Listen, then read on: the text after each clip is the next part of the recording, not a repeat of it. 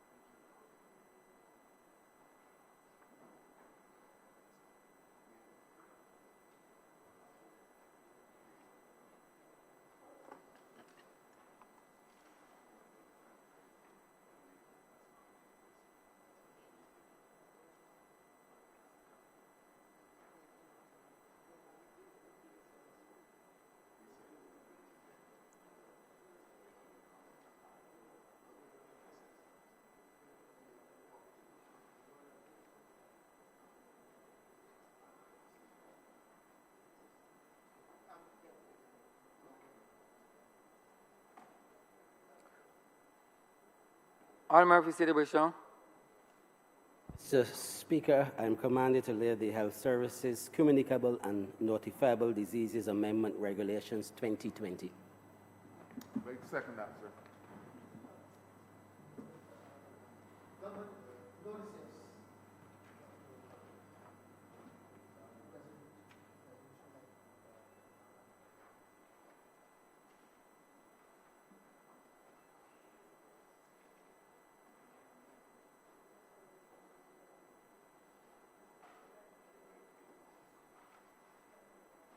Honorable City Bishop.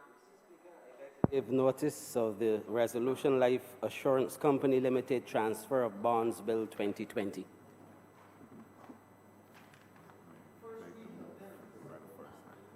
Mr. Speaker, I beg to move that the bill be read the first time.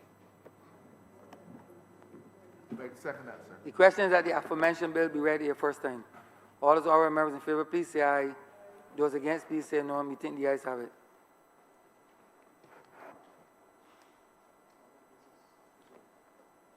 The government business is now resumed.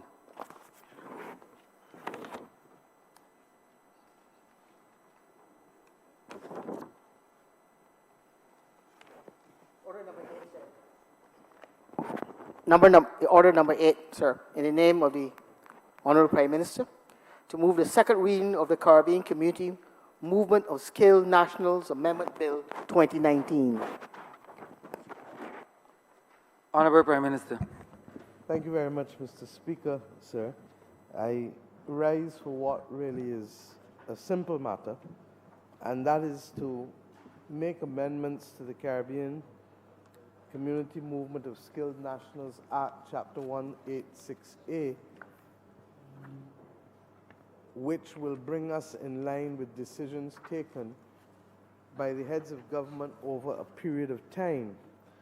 As you know, the revised Treaty of Chaguaramas would have established that, or would have provided for certain rights to be accorded to Caribbean nationals: the right to move capital, the right of establishment, and the right to freedom of movement for certain categories of workers. This has been at play for many years now. We are accustomed to the media workers, the creatives, the journalists, the sportsmen, persons with degrees, etc.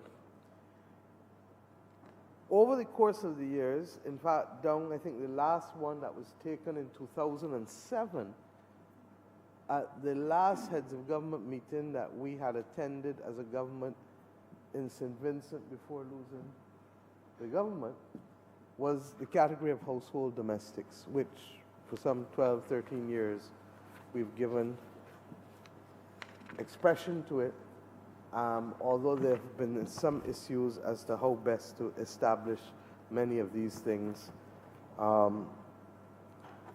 reason of the qualifications that we have. Nurses, teachers. In recent years, we added agricultural workers and security guards since I have certainly been at the heads of government meetings. And each country is obligated under the Caribbean Community Act to recognize that the decisions of heads of government have the force of law. What we are doing simply is bringing this in line with the decisions taken by the heads of government that will now see agricultural workers and security guards that have been certified as such by an authorized agency or competent authority being able to move under this piece of legislation and to be able to find work in any country that is signatory to the revised Treaty of Chaguaramas for the CARICOM single market and single economy. As you know, Bahamas, for example, is not signatory and not a part of the single market, but from Belize in the west to Barbados in the east, from Jamaica in the north to Guyana and Suriname in the south, all of us are subscribing to the CARICOM single market and single economy. Excuse me. The bill that is before us, Mr. Speaker, defines very clearly what is meant by an agricultural worker, what is meant by an artisan. It sets out how a person can so prove that they are any of these persons, what is meant by an artist. In fact, I would recall that in the early days, there was much speculation as to who was an artist and who was not. And I think that the passage of time has shown us that this really has not been in any way abused by persons, and that we have literally given full expression to the intention of the heads of government with respect to the movement of these persons. What we have had is some difficulties in respective countries over the course of the years, but I think that in recent times there is a commitment on the part of most of us to be able to make this seamless and to give full expression to it.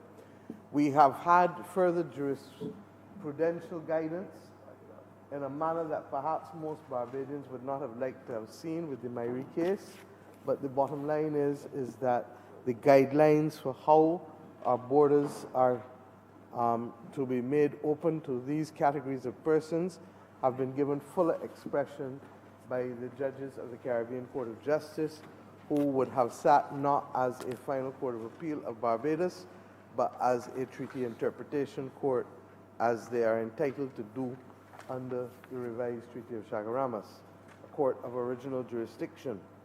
In addition to this, we're using the opportunity just to clean up aspects of the functioning in the legislation and to define what is a community national, qualifying community, Caribbean community state, the provisional entry that is allowed also for the dependents of the person. A person who is moving under this invariably will not move without their spouse or their little children.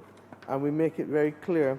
And I'm happy that over the course of the last 18 months or so, we've been able to bring clarity to the protocol on contingent rights and to make it actionable on the part of us to allow for persons to be able to start to know what benefits they can get when they move from country to country.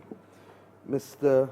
Speaker, sir, in addition, we make it absolutely clear that those provisions that would have existed before are still there, that nothing in this act shall be construed as conferring a right to enter or remain in Barbados for a person who has otherwise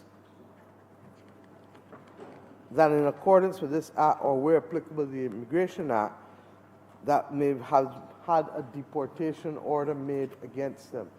So that in all things that we are doing, the reality is that the country still has the right to protect itself against persons who would have previously been the subject of a deportation order for any particular serious purpose, because people are not deported whimsically.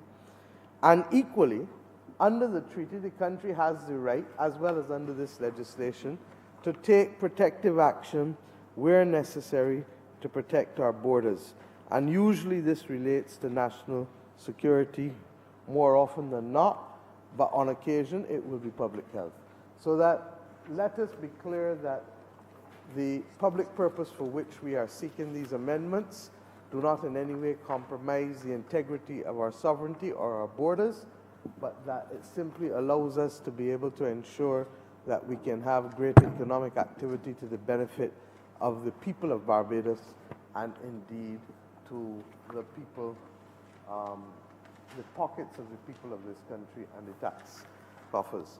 I say so conscious that sometimes you have to go through an experience to learn. And regrettably, there is a period in this country's history where the phrase, ever so welcome, wait for a call, will come to characterize not the better angels of our nature, but perhaps aspects of our country's history that we would rather not remember fondly. The bottom line was that even though there may have been some who initially were attracted by that call, within a short period of time, the absence of the purchasing power of those who were renting houses, providing and working for people, and indeed spending their money in shops and supermarkets and transport and across the board came to be appreciated and understood. And persons then started to reflect on the extent to which that left a gaping hole in our pockets. It is, as I said, an unfortunate period in our history, but we need to have a full and frank conversation as to why we need, more than any other country perhaps, to be able to benefit fully from the institutional arrangements from the Caribbean community, as well as to be able to ensure that we use it as a platform for further prosperity for our people. Barbados has a trade surplus with one region in the world, and that region is the OECS, the Eastern Caribbean states. We have a trade surplus with another country, namely Guyana. It is ironic that the majority of persons who have come here have been from the Eastern Caribbean or Guyana. It is further ironic that when those xenophobic statements were issued from the highest corridors, it neglected the fact that our economic stability is inextricably linked to that of our neighbors. The Eastern Caribbean states, as I said, and Guyana. And if we add to that the reality that Trinidad is the country from which the second or third, depending on the year in which you look at it, second or third largest source of investment into Barbados comes from, then we begin to understand that it is even more complex than just looking at who has a trade surplus with whom. And then when we add to that, that 1 in every 5 tourists coming to Barbados, 1 in every 5 visitors coming to Barbados comes from the Caribbean community, we begin to understand why the and perhaps I do it even more so, why the political party which I lead has as one of its constitutional objectives, one of the objectives in its constitution, the pursuit of regional integration. We cannot survive only on the basis of the 280,000 people that live here. We don't have enough economic activity going on our own, nor do we have sufficient trading relationships outside of the community to ignore that which we must rely upon within the region. And this is nothing new. This existed even before the times of independence. Barbados has traditionally been one of the greatest exporters of skills to the Caribbean community. You go in any Caribbean country and you find out that the people who are there, as I did recently in Trinidad and Guyana, the majority of Afro-Trinidadians and Afro-Guyanese have relationships or family in this country. And that is largely because if you go back to the post-emancipation period, many of Barbados had a higher density of population and of skilled workers, regrettably, from circumstances we would want to abhor. But we had it nevertheless. And once there was emancipation, what started to happen was an exodus of some of the skilled workers who particularly did not want to remain in Barbados because of the located laborers legislation, which would have forced them to deliver their labor to the plantation owner on whose land they were living. Some went to the rabland on the beaches, which for the plantation owners had no value, ironically, until the 20th century came, and some left Barbados. We then saw them emerge, not just as sugar factory workers, but with the passage of time. We know the history that we were the largest contributor of workers to Panama, to the building of the canal. Professor Velma Newton has written that story very well in her book, The Silver Men. We saw them go as preachers throughout the region, both in terms of the then Church of England, but also the Moravian, the Methodist, and other preachers of different denominations, perhaps less so the Catholic Church. And we saw them move also as teachers and as public servants. And indeed, Barbadians occupied a number of posts throughout the region in the regional colonial service.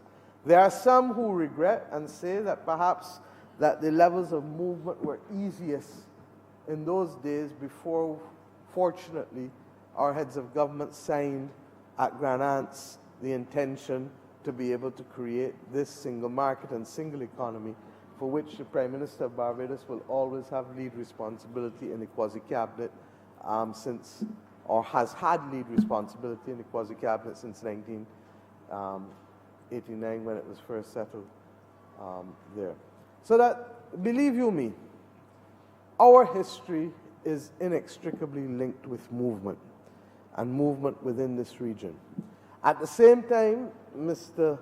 Speaker, I am awaiting the report of the National Population Commission because I am mindful, particularly so as I sit in the Ministry of Finance and Economic Affairs as well, that part and parcel of the difficulty of the region is having sufficient people who are capable of generating the production that is needed in order for our economies to grow at the rates and at the levels that we need to see it grow.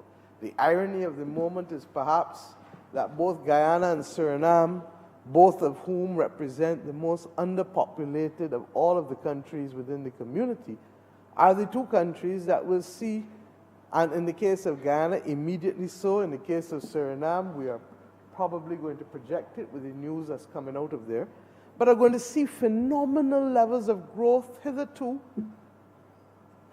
even not imaginable by any of us. And whether it is 28 to 30% as the more sober institutions reflect per year, or whether it is in numbers that are going towards 70 and 80%, as others are speculating. Suffice it to say that it is huge, the rate of growth. And with the best will in the world, we are going to have to work together, because if we don't, nature abhors a vacuum, and others will fill that vacuum as easy as the passage of time from day to night and night to day. And it is up to us to recognize that we have family connections. In the words of Machel and Skinny Fabulous, we are family. And that we have family connections that go deep within this region. There are people who I meet daily who speak with the strongest Bajan accent that you could want. And it is only when you start to talk to them that you realize that they may have come here at 2 or 3 or 4 years old. And they're from St. Vincent, or they're from St. Lucia, or they're from Grenada. You look at the name and you say, well, and you realize that that may be the case. In some instances, you can't recognize from the name. Or they're from Trinidad, or they're from Guyana. And we have, therefore, to recognize that there is great strength in unity. And that what we need to do is to build out a community that is greater than the sum total of us all. Even though we respect the fact that we are a community of sovereign nations, and that each nation has the capacity to make individual decisions on their behalf and to defend themselves ultimately in the event that we need to do so. And this piece of legislation that amends the original Chapter 186A preserves that right for us. The bottom line is that the principle or the precept upon which the revised Treaty of Chaguaramas is signed is that we will treat each other better than we treat any other person who does not belong to the grouping. A simple principle. We will treat each other better than we will treat anyone else who does not belong to the grouping. It's otherwise known as the most favored nation precept. And if we take the spirit of that, then we begin to understand that in so many things, we need first to look to each other before we look to someone else.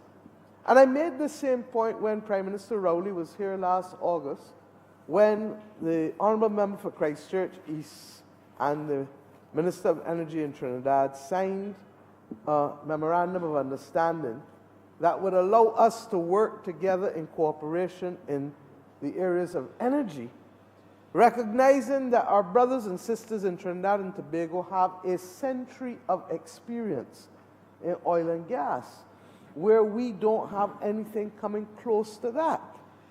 So that it makes sense for us to work cooperatively in a manner where we respect each other's rights to be able to earn from that which is ours, rather than simply seeking to sign away and give someone, as the old-time people would say, from far and away, the opportunity to be able to determine how they will work with us and to the benefit of them as opposed to the benefit of us and our family within the region.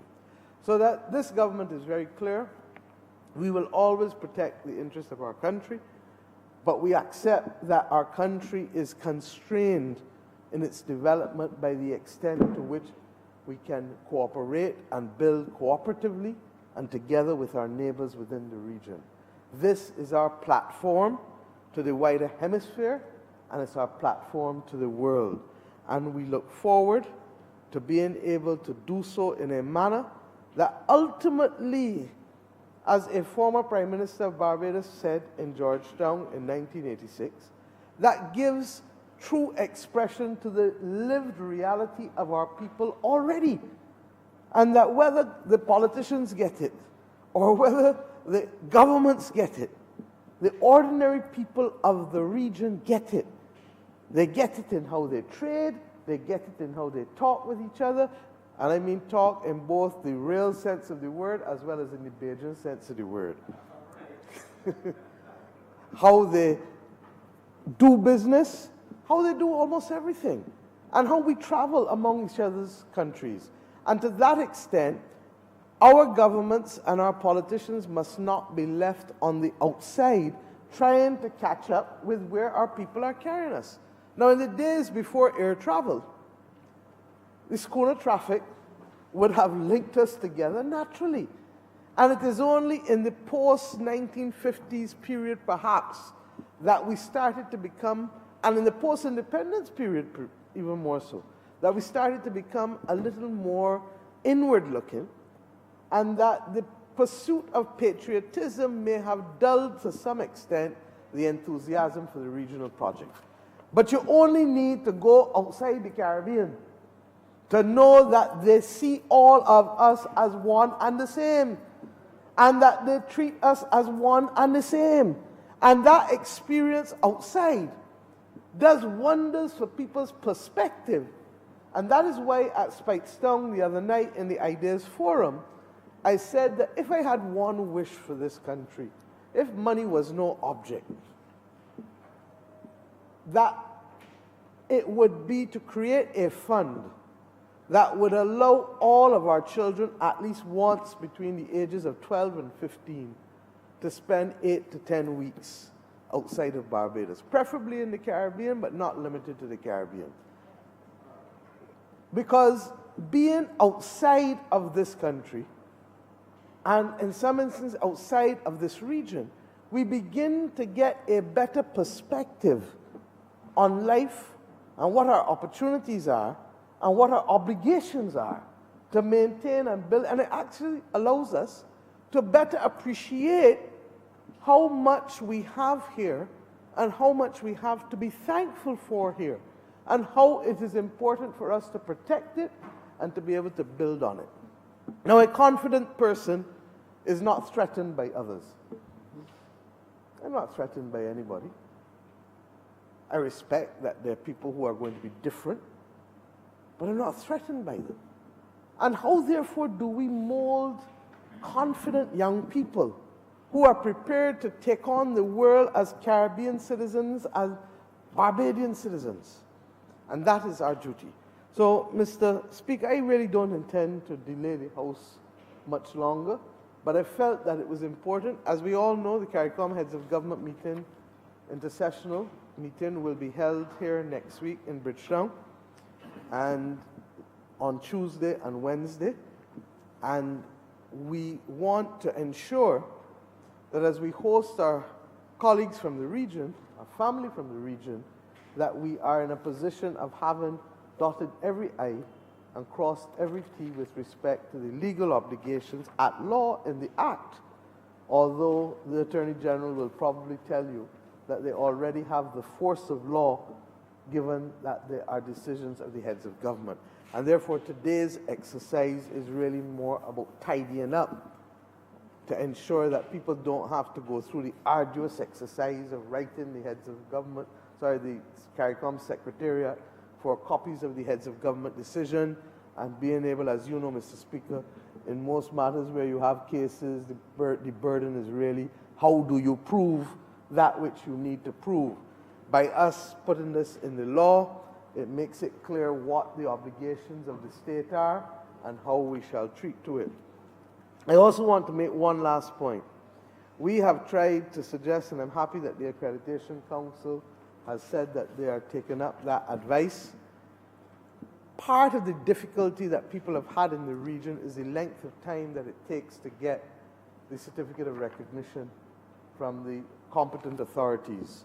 And that was because in many instances what was happening was that they were taking the diploma or degree or whatever it was, and then waiting in some instances for more than a year for people to get back to them to prove the authenticity of it.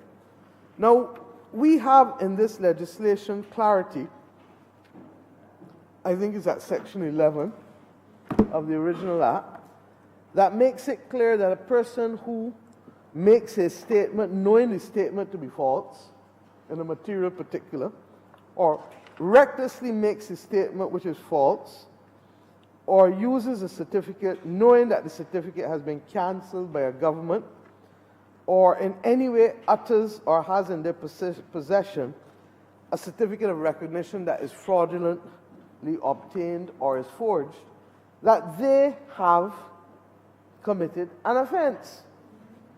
And one of the things that we have said to this accreditation council is to introduce a document that allows the applicant to swear that what they are attesting to and what they are presenting is true and not in any way false, either by omission or commission in any respect whatsoever.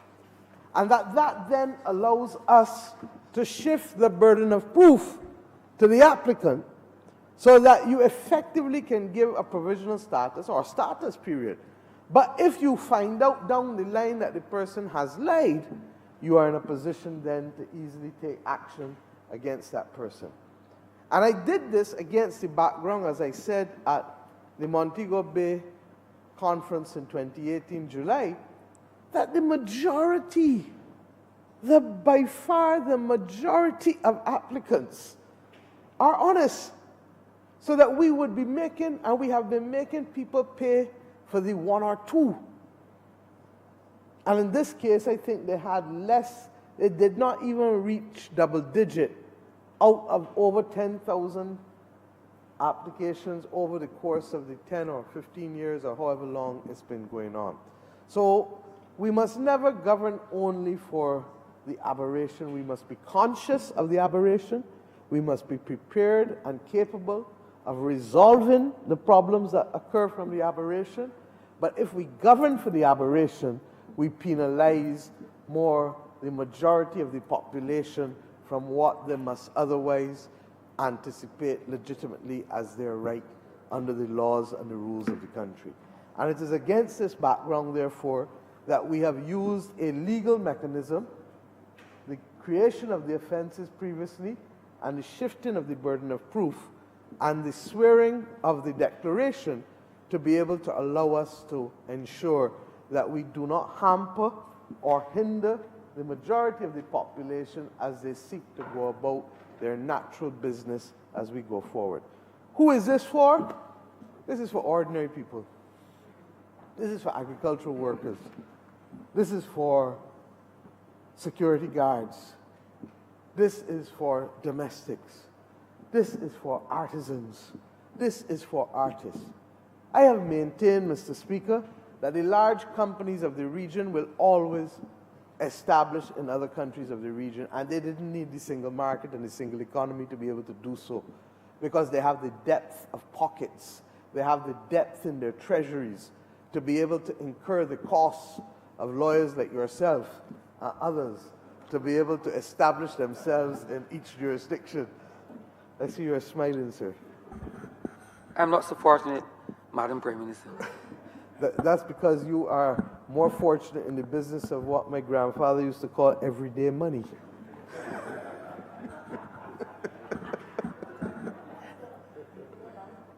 But the bottom line is that we have to be able to move forward. And we have crafted mechanisms in here that are to make ordinary people's lives easier, to make the ordinary people who are making those linkages in real terms on a daily basis believe and understand that this region is theirs and that it does not belong only to a handful who have the depth of pockets to be able to travel and to be able to establish their enterprises elsewhere. And why?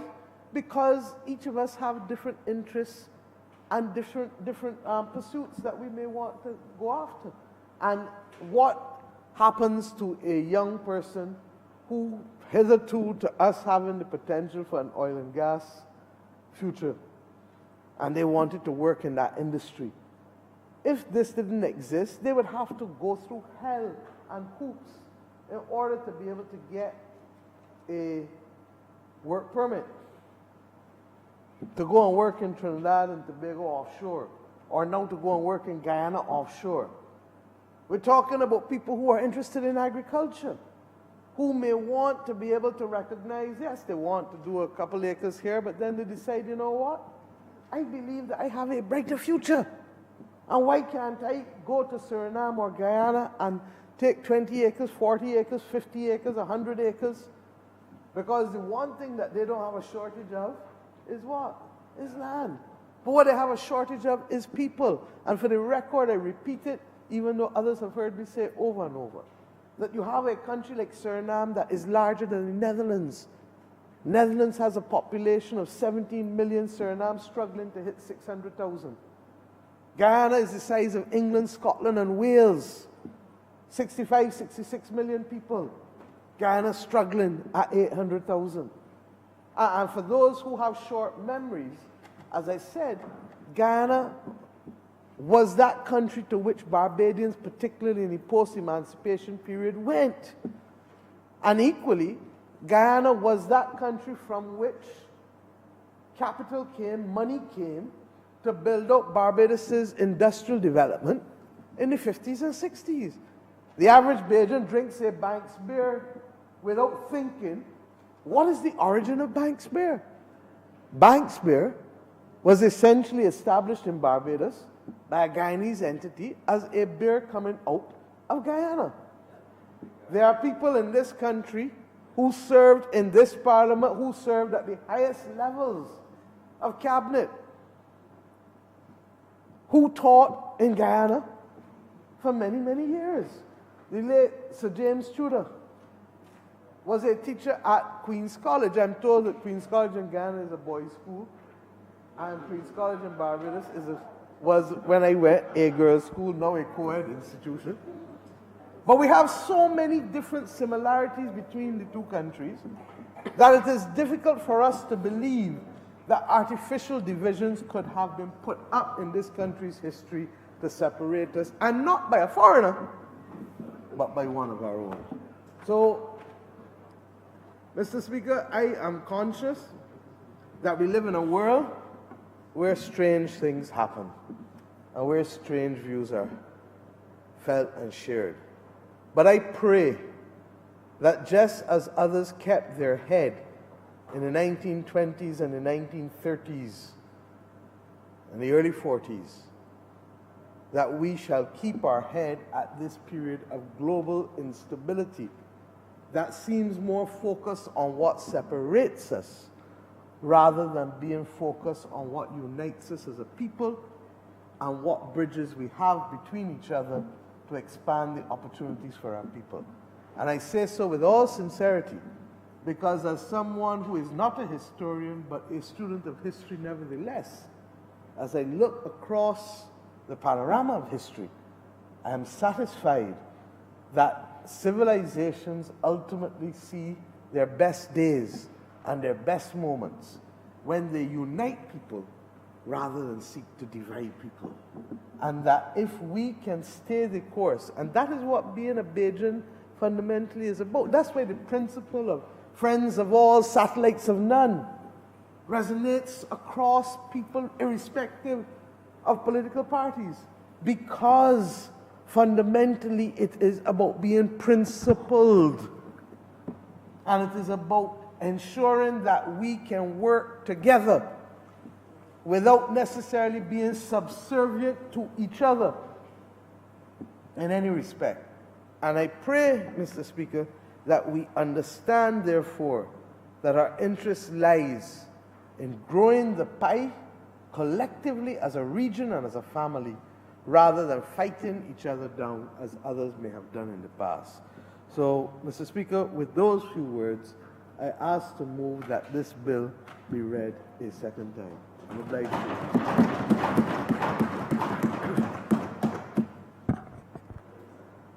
Honourable Member for St. Peter. Thank you very much, Mr. Speaker. I rise to support this amendment to the Act as indicated by the Honourable Member for St. Michael North East, who spoke to and led debate in this bill before. I want to begin by saying, Mr. Speaker, that for those of sober mind, the future of our country, the future of Barbados, is located in our relationship with CARICOM. Our future lies, if it is going to be a good future, our future lies as we cooperate and collaborate with our neighbors in CARICOM. This was recognized very early on by that right excellent gentleman who founded this great political institution. And sometimes there are those who are mischievous. Sometimes there are those who are ignorant. And then sometimes there are those who are political. And quite frequently, there's a combination of all three, who seek to represent this party as opposing independence, not recognizing that this party was not opposed to independence, but recognized that viability dictated that we should have a significant amount of collaboration. It is not surprising, therefore, that people in that group who seek to mislead others would make statements like, ever so welcome, wait for a call, a manifestation of the ignorance that I spoke to a little bit earlier. And maybe we should feel sorry for such people, but I believe that these sessions are times when we share with wider Barbados and where we seek to enlighten, where we believe that enlightenment is required. And so I want to reiterate that this Barbados Labour Party is a government that understands that it is a sovereign, that we lead and manage a sovereign state, but that our future is bound up with the future of the Caribbean community of which we are a part. And so, Mr. Speaker, as a party, we do not play the politics that speak to division, going on your own, while recognizing in the back of your head that you need to work with the others, and then end up being one of those who drive the collaboration. That has happened in our past. I'm not going to elaborate on what I was just trying to say, because I do not want to diminish the work of any who have gone before. But I think we have to be honest as leaders, we have to be honest as political leaders, and where we recognize that in spite of our views on our own, sometimes we will say our own manhood, we want to be independent, we want to be adults, we have to recognize that this world and how the world operates really speaks to interdependence. It speaks to interdependence. And so I, like the Prime Minister, am a part of an institution where in its constitution, its foundational principles, we speak to work to build a Caribbean community, recognizing that we are a part of that community. As we seek to build out Barbados, Mr. Speaker, and to develop the country, we've actually had potential investors say to us that they're concerned that when our development plans are in full swing, we will not have the requisite skills in the volumes that are required to execute the programs and the projects that are on the table. And I say that, and they say that, against the background that the economy is going in the right direction. Confidence is returning to this country after a decade of mismanagement. Some add to that corruption. But post that decade, we see that return of confidence and that desire of investors to come back to the table with both hands atop the table no hands under the table, and to participate with us in the work of building out our society and building out our infrastructure, getting involved with projects. They have expressed the concern that we may not have the skills in the quantum that they require. And so, Mr. Speaker, who do we turn to add to those skills? Xenophobic people will not understanding economic development, not understanding social realities, will give the impression that procreation is the way to build the skill set in the quantum that we need. Now, that build-out happens in 9-month periods, and you can only have one 9-month after another 9 months. You don't start a second within the 9-month period. It is as silly as it sounds if we're talking about economic development. Who do we turn to? As a government, Mr. Speaker, we believe that we turn to our brothers and our sisters. We turn to those who came across the Middle Passage on the same ships that we came across, and I speak to our ancestors. We believe that those who have suffered with us, those who have struggled with us, those who have overcome with us, are the best people to partner with as we seek to build out not just our country, but as we seek to build out a region. And Mr. Speaker, I want to say to the country that there are forces at work to destabilize us as individual countries, but also to destabilize our regional project. And I want to admonish all Barbadians to use a term that we use in people management circles,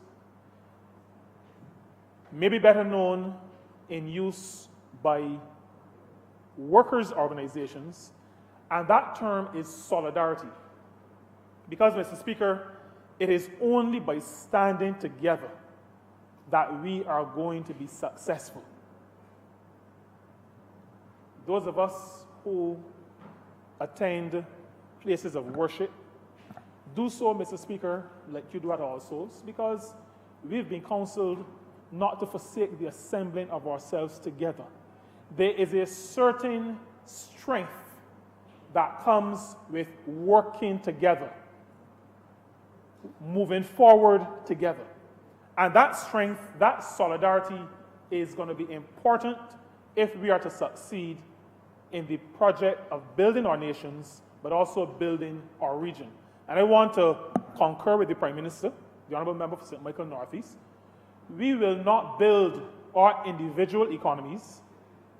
We will not build our individual countries unless we recognize that link that we have with our brothers and sisters in our neighboring islands. And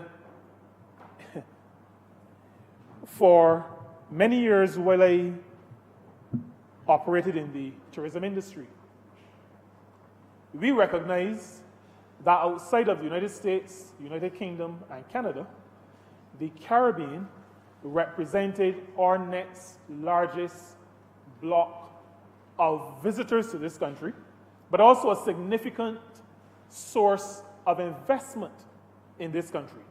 We look around us. My office as a minister is in Warrens. And when I look out onto a sign of a business that has its headquarters in Trinidad. My life insurance policy is with a company that started in the 1800s in Barbados. But when I look at the annual report, I recognize that both the largest number of shareholders but also the largest number of shares are located in a neighboring country, no longer technically a Barbadian country.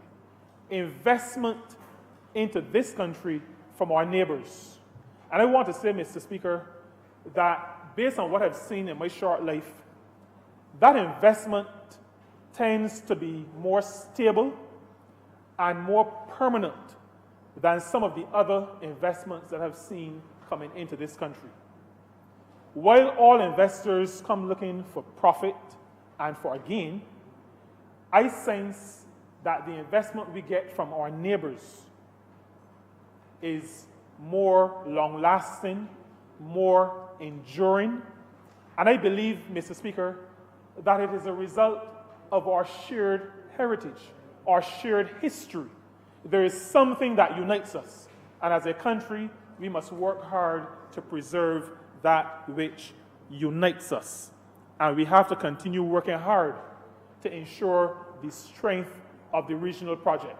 And that is why I say we have, as ordinary people in this country, to recognize the forces at work and to determine not to be antagonistic, not to be telling off other countries, but as a region to hold together, to stick together, to stay together, and to face our common challenges as a united body.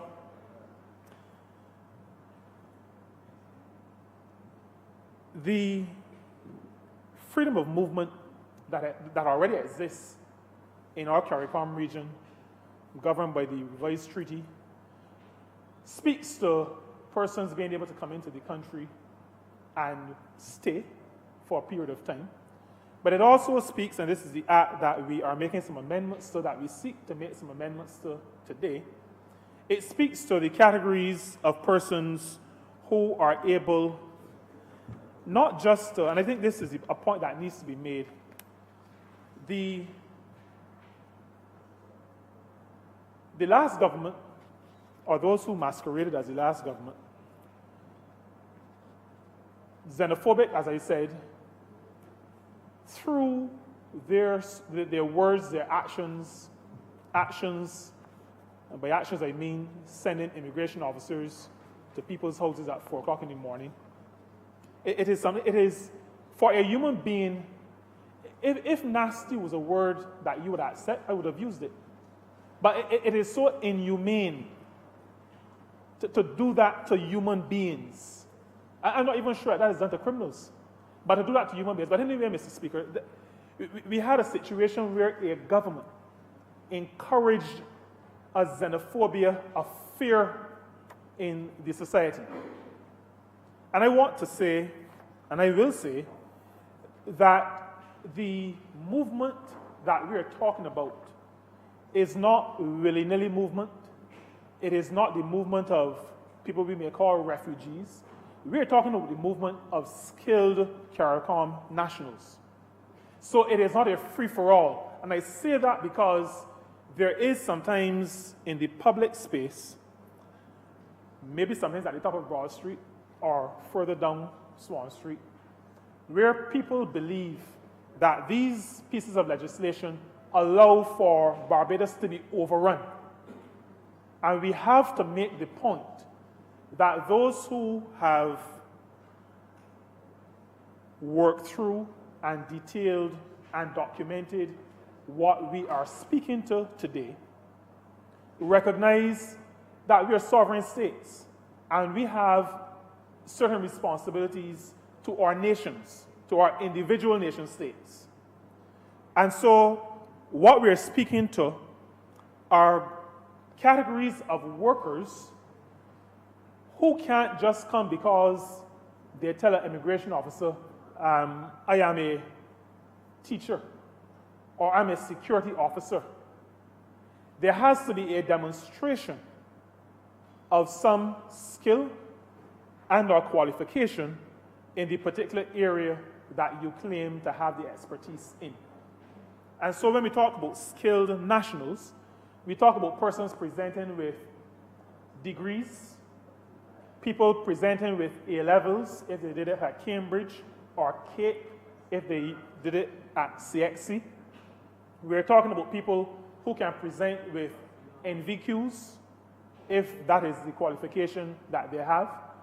We are talking about persons in these areas of endeavor who have presented with CVQs if that is the area that they have done their qualification in.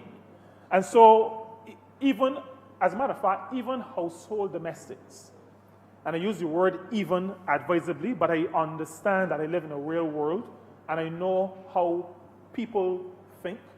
So I say even household domestics have to present the proof of their qualification in the particular area, in that particular area of endeavor. And so, Mr. Speaker, I say to the country through you that what we do in terms of encouraging movement of workers in CARICOM and across CARICOM is not to say that we just open the floodgates that all may go in. We believe that we have put the safeguards in place. There is, as the Honorable Prime Minister spoke to, the presumption of yes, we put the burden of proof on that, on the person who has applied, but we know from the numbers that we see that a very small number of people try to take advantage of the facility and use less than honest means or documents to enter our country.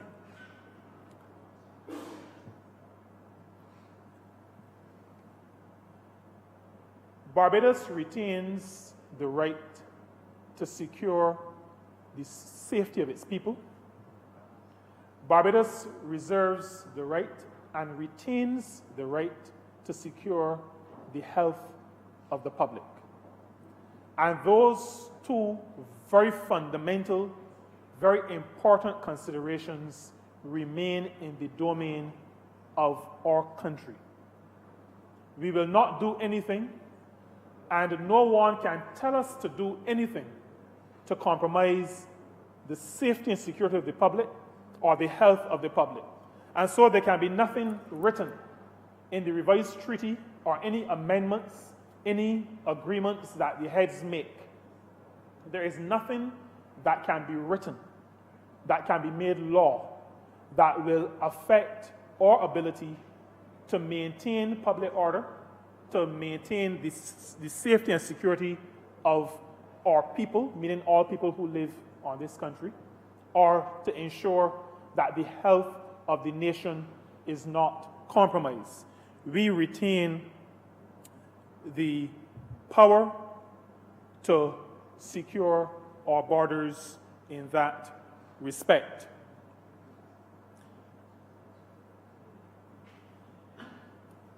Barbadians, I think, should recognize, and we need to encourage Barbadians to recognize that just as people can come into Barbados, skilled people, or people can go out. And I think, like the Prime Minister said, one of the stories that is not told as frequently as it should be told relates to the number of Barbadians who are finding work across the Eastern Caribbean. I was in a hotel in St. Lucia, only to find out, you know, when you're in these places, you're in a restaurant outside of Barbados and you hear a Bajan accent, your head immediately turns to where the voice is coming from. To find out that at breakfast, close to where I was sitting on that morning, the gentleman who fixes all the dryers and washers in that hotel was sitting there. Now, he does not live in St. Lucia, but he goes to service, and if there's a major breakdown, he travels and he does his work. And that, from what he said to me, is replicated across the Caribbean. There are quite a number of people. I'll say to you, Mr. Speaker, for example, I spent most of my life in tourism. The development of the Grenada Tourism Authority was done almost entirely by a team of Barbadians. A Barbadian, Senator Grant from the other place, was its first director. It was set up by people like Mayor Hines and Dr. Kerry Hall, and Barbadian skill, Barbadian expertise. We have a lot to offer the Caribbean. We have a lot to offer the world. But I think we ought to encourage our people to use the opportunities that these kinds of legislation and the amendments we're doing, we need to use these opportunities to sell our services to the wider Caribbean. We can do a lot to build up the Caribbean. There's a security company, when it went into St. Lucia, a Barbadian was sent to get the company going and to bring it from the ground up. We have lots of skills. We recognize too, and the Honorable Member for St. Michael Northeast spoke to this, as we go into our oil exploration, there are skills within our region, skills with people in the brains of people who, like I said, came across the Middle Passage with us, people who want to help us. And so we do not start off with the assumption that people are against us. We recognize that there are people across the Caribbean who are interested in working together and helping each other. It has happened from the time, like my mother used to say, people would leave, I do not remember the name of the ship, but they were going to Demerara, Essequibo. Apparently in those days, not many people said British Guiana. They used Essequibo and Demerara. People were moving. People went to Panama. People went to Cuba. Barbadians have been moving. We've gone outside of the Caribbean because wherever in the past a Barbadian could find some work, a Barbadian was willing to go to find that work. We have to remind Barbadians that we are not insular people by nature. We have to shake off what that group did in that decade that we often try to forget and that I too often speak to and remind myself about. We have to get back to the Barbadians we are. Barbadians who are willing to use the provisions in the act that we're seeking to amend, contingent rights, rights of establishment. These are rights that are already in law across CARICOM. We can go into a CARICOM country, we can set up a business, and we can run and manage a business in a CARICOM country because those rights are already enshrined in the laws across the region. We have, because we have the ability in ourselves, set up the Caribbean Court of Justice so that if there are issues that arise out of our attempts to do that, we have a judicial body that we can turn to. The Caribbean Court of Justice is that legal body that adjudicates on matters arising out of the implementation of the revised Treaty of Chaguaramas. And so we have built a structure, we have built institutions to safeguard our individual rights as sovereign nations, but also that help us to build our regional nation.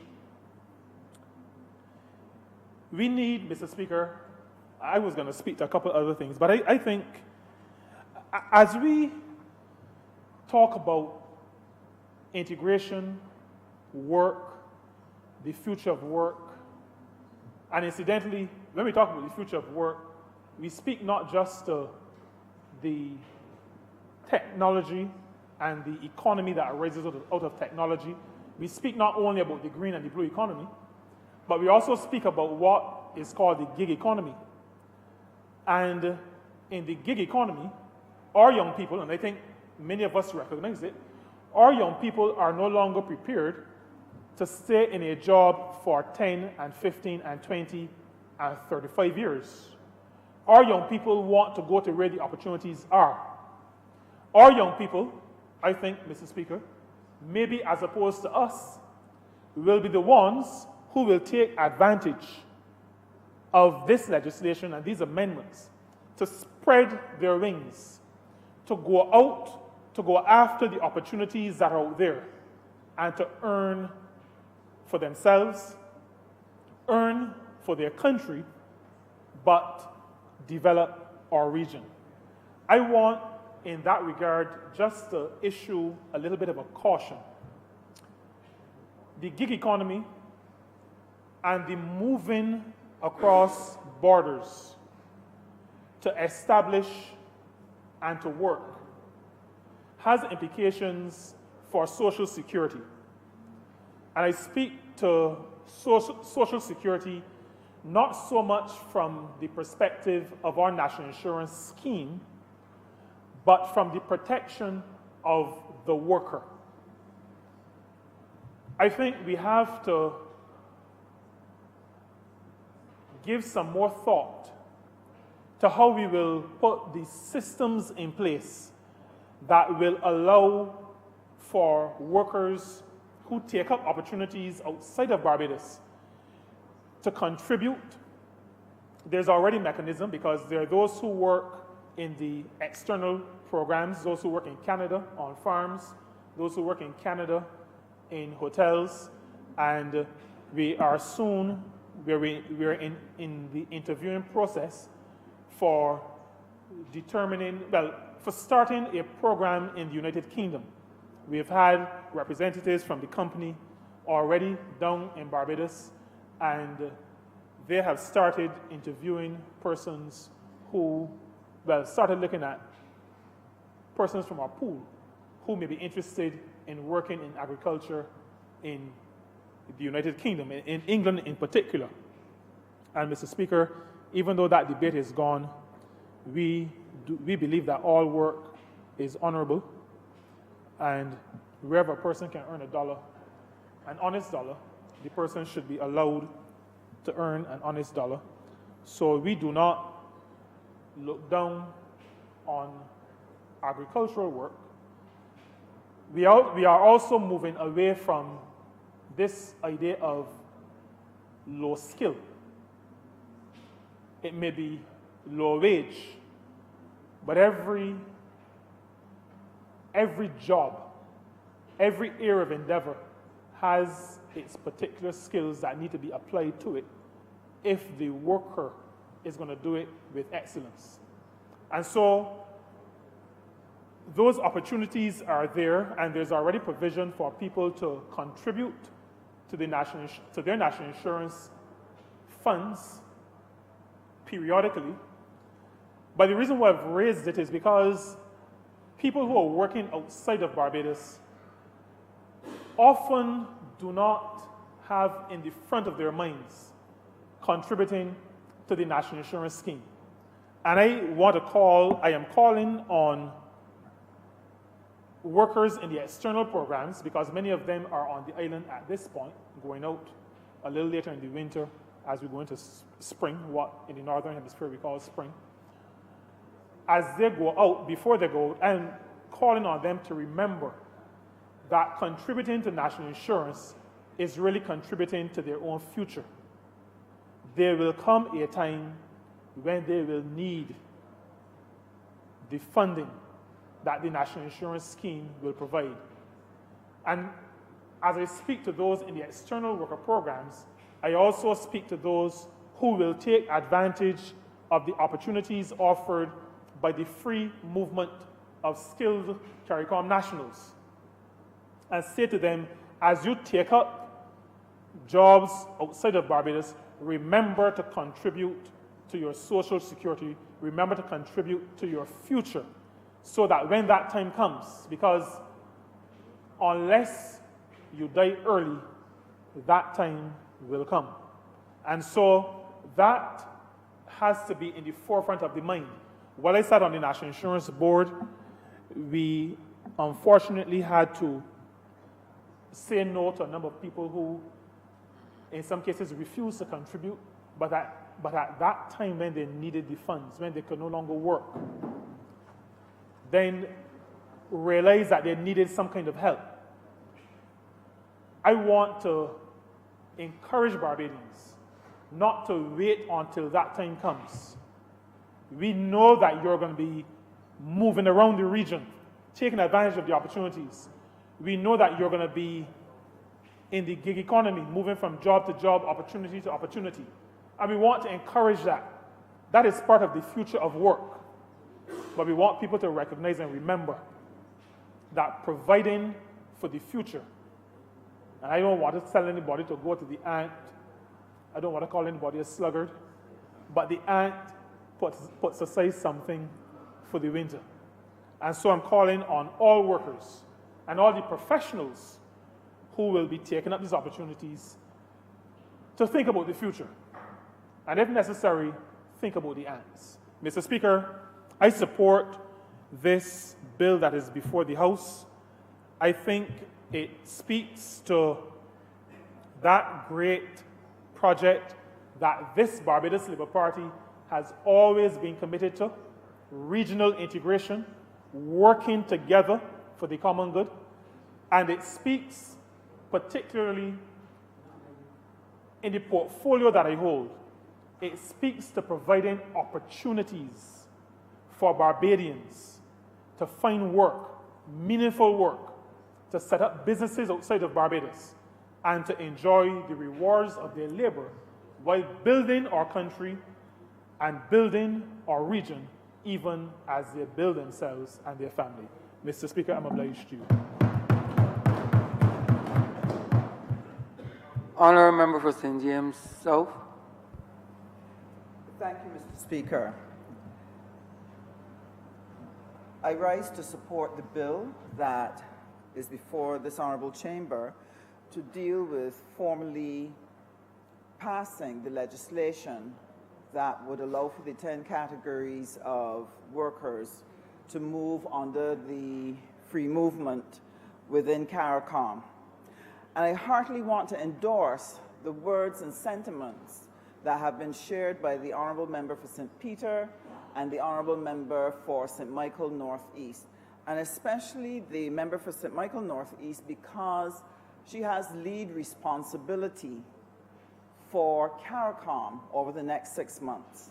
So in addition to giving leadership to CSME, she will now take on responsibility for CARICOM, recognizing, as all past leaders except one, how important CARICOM is to the future of Barbados and how we must play catch-up in relation to the fact that we've lost 10 years in pushing and advancing the CARICOM agenda. The CARICOM heads of government, as sovereign nations, they sit and determine what are the things that they want to implement based on the Treaty of Chaguaramas to help us advance our prosperity under CARICOM. Those intentions and those decisions then are sent to COTED, which is the Council for Trade and Economic Development. I'm the minister with responsibility to represent Barbados at COTED. And our trade officials sit and take the will of the leaders and translate it then into agreements documenting that will and dealing with the details and the implications of that agreement. And those then are brought to COTED for approval by the trade ministers and then passed back to the heads of government. If there's a sticky point, then we pass it back to heads for heads to make the determination. And Mr. Speaker, I must say that a lot of work has been done in the brief time that we have come to office in terms of seeking to advance our CARICOM experiment. And having the responsibility for helping to put in place the will of the heads of government at COTED, one of the things that you're realizing is that across the region, there are a number of people who do embrace CARICOM and what it means. But there are some who still do not understand its relevance and its importance to them. And as was shared by the Honourable Member for St. Peter, here in Barbados, some people have been misled as to the value of CARICOM. And therefore, you have some citizens who have not embraced it, recognizing that it really is a path to our prosperity. Prior to the oil finds here in CARICOM, our region has found itself as developing nations constantly under pressure by larger developed nations who in the various arena, whether it's the OECD, the WTO, whether it's at the UN, that very often in those multilateral organizations is often difficult for countries like ours to get the very best decisions that are in the interest of their citizens, because the will and the might and the power of larger nations will prevail because of the pressure that they can bring to bear to have their decisions carried through. And it is in the recognition of our smallness, it is in the recognition of our powerlessness that the CARICOM was formed, recognizing that there was safety in numbers, recognizing that there was strength in unity, recognizing that if we were going to have an impact, we could only do it together. We could not succeed as individual nations. Now, for me, I see CARICOM as exemplifying the best of Barbadian values and the best of the Barbadian spirit. Barbadians from time immemorial have known and understood that one of the ways in which we navigate difficult situations, how we deal with resources to make the best use of things, is through that particular value system that we call share and share alike. That Barbadians have used this to navigate the difficulties of everyday life. In Scripture, it is put in this way, that we must learn to love our neighbor as we love ourselves. Now, these things are not just for emotional use. These have powerful economic outcomes if we understand the importance of using it. And so sometimes I'm distressed when I hear in the public space people who ought to know better, who continually raise fears and anxieties and xenophobia in the public space, therefore retarding the engagement of businesses and citizens from embracing CARICOM to make it work for them. So it is important for people to understand how CARICOM affects us. What is it we get from CARICOM? Now, the Honourable Member for St. Michael Northeast spoke about the fact that we benefit more than any other country when it comes to trade in CARICOM. Barbados has been able, our CARICOM trade, Barbados is able to earn $300 million in trade every year for our businesses here in Barbados. And why are we able to do that? Because CARICOM provides a zone in which we do not pay duty, and we are able to have our goods enter free of duty into the markets around CARICOM, thereby making our goods much more competitive against goods from developed countries or other countries that attract duty. So Barbados is able to sell more of its goods because CARICOM exists. Now, it is important to understand what are some of the things that we trade and who are some of the people that move freely through the region, being able to make a living and to be able to advance the CARICOM experiment. Barbados, for example, exports things like electric lamps, medication for therapeutic use, juices, water, rum. We're able to export soybean oil, margarine, petroleum bitumen, cement, printed paper, household insecticides, plastic bottles, etc., wheat flour. And the implication of this is that you have a number of companies within Barbados that benefit significantly from our being able to trade our goods within the CARICOM space. You're talking about Robertson, Berger and Harris, Asphalt, Oran, you're talking about Caribbean Label Craft, Barbados Mills, Arawak Cement, a whole host of businesses. So the jobs of everyday Barbadians are dependent on that CARICOM trade. And if we did not have that agreement to have a common external tariff, to create a duty-free zone for our goods, we would not be able to keep those jobs available for Barbadians. But it does not end there. And this is where the ability to move is so important. Before I touch on the issue of the free movement, there's also, in terms of services, tourism, CARICOM tourism, is very important to Barbados because it's the third highest market for Barbadian tourism products. 110,000 CARICOM tourists came to Barbados in 2019. It represents 16% of the tourism in Barbados. We are the second highest earner of CARICOM tourism because we have 6% of the tourism pie. We are actually 1% behind Guyana. And the reason why we are behind Guyana at this time is because of the oil find in Guyana now has thousands of people from across the region pouring into Guyana. Every day, Mr. Speaker, no, I think it's every week, Mr. Speaker, close to 300 Cubans land in Guyana. Thousands of Brazilians come across the border. Venezuelans, Haitians.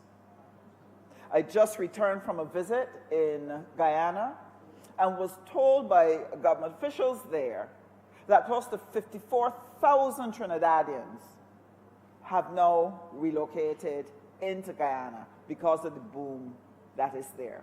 And that is one of the reasons why Guyana controls 7% of the CARICOM tourism pie, and we only control 6%. In other words, if Guyana did not have that boom, Barbados would have been number 1. So we benefit significantly from CARICOM.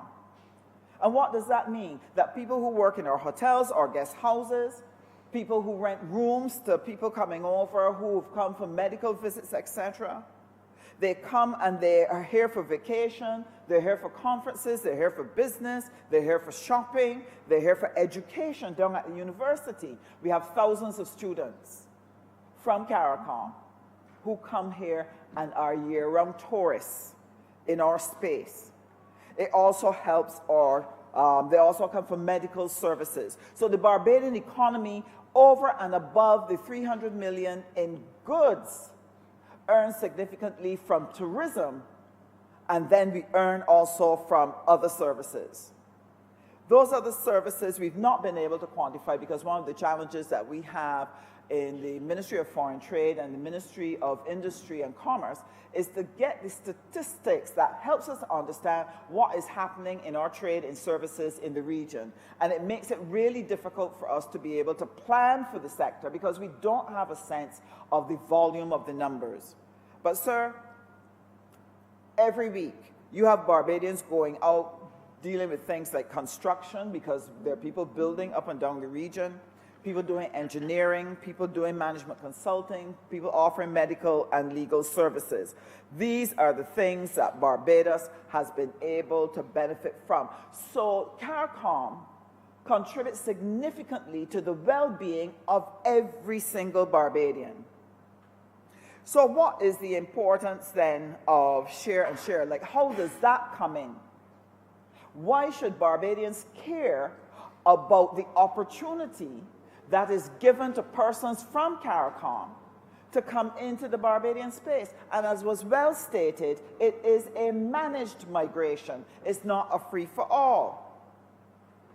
If you are going to create prosperity in the region, you cannot just have freedom of movement of goods and capital. You have to be able to get access to good labor.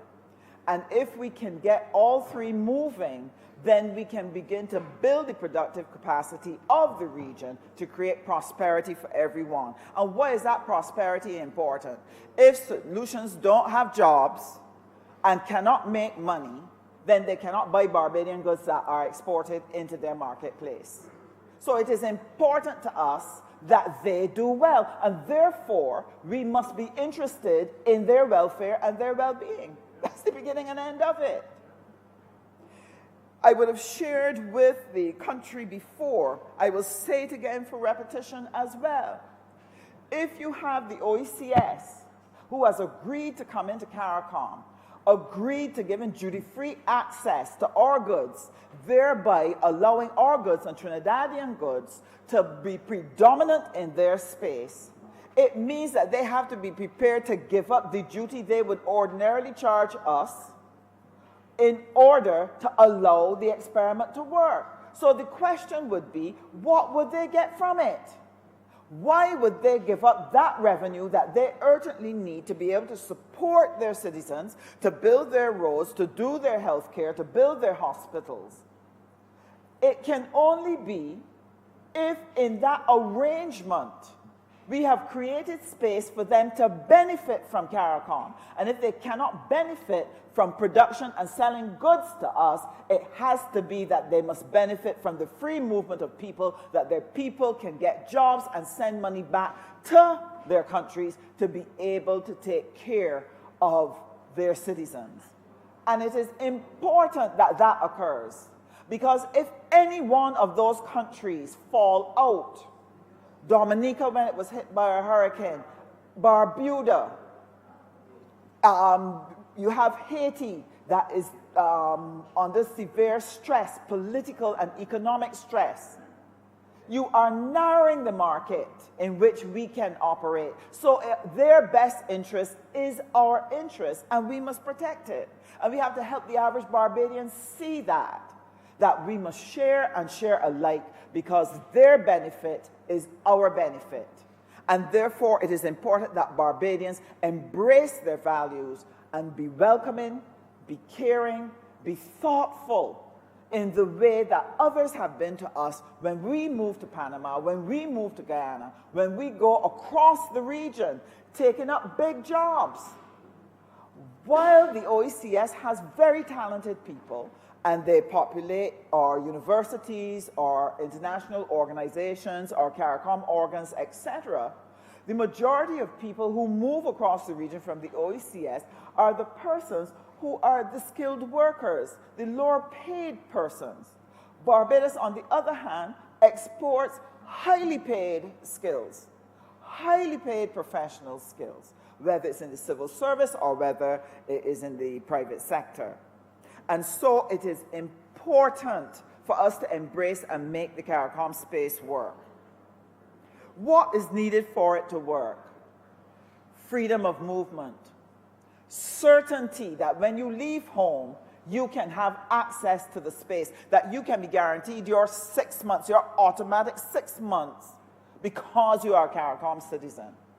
The right to establishment, to be able to come in and be able to set up a business in CARICOM, in any space.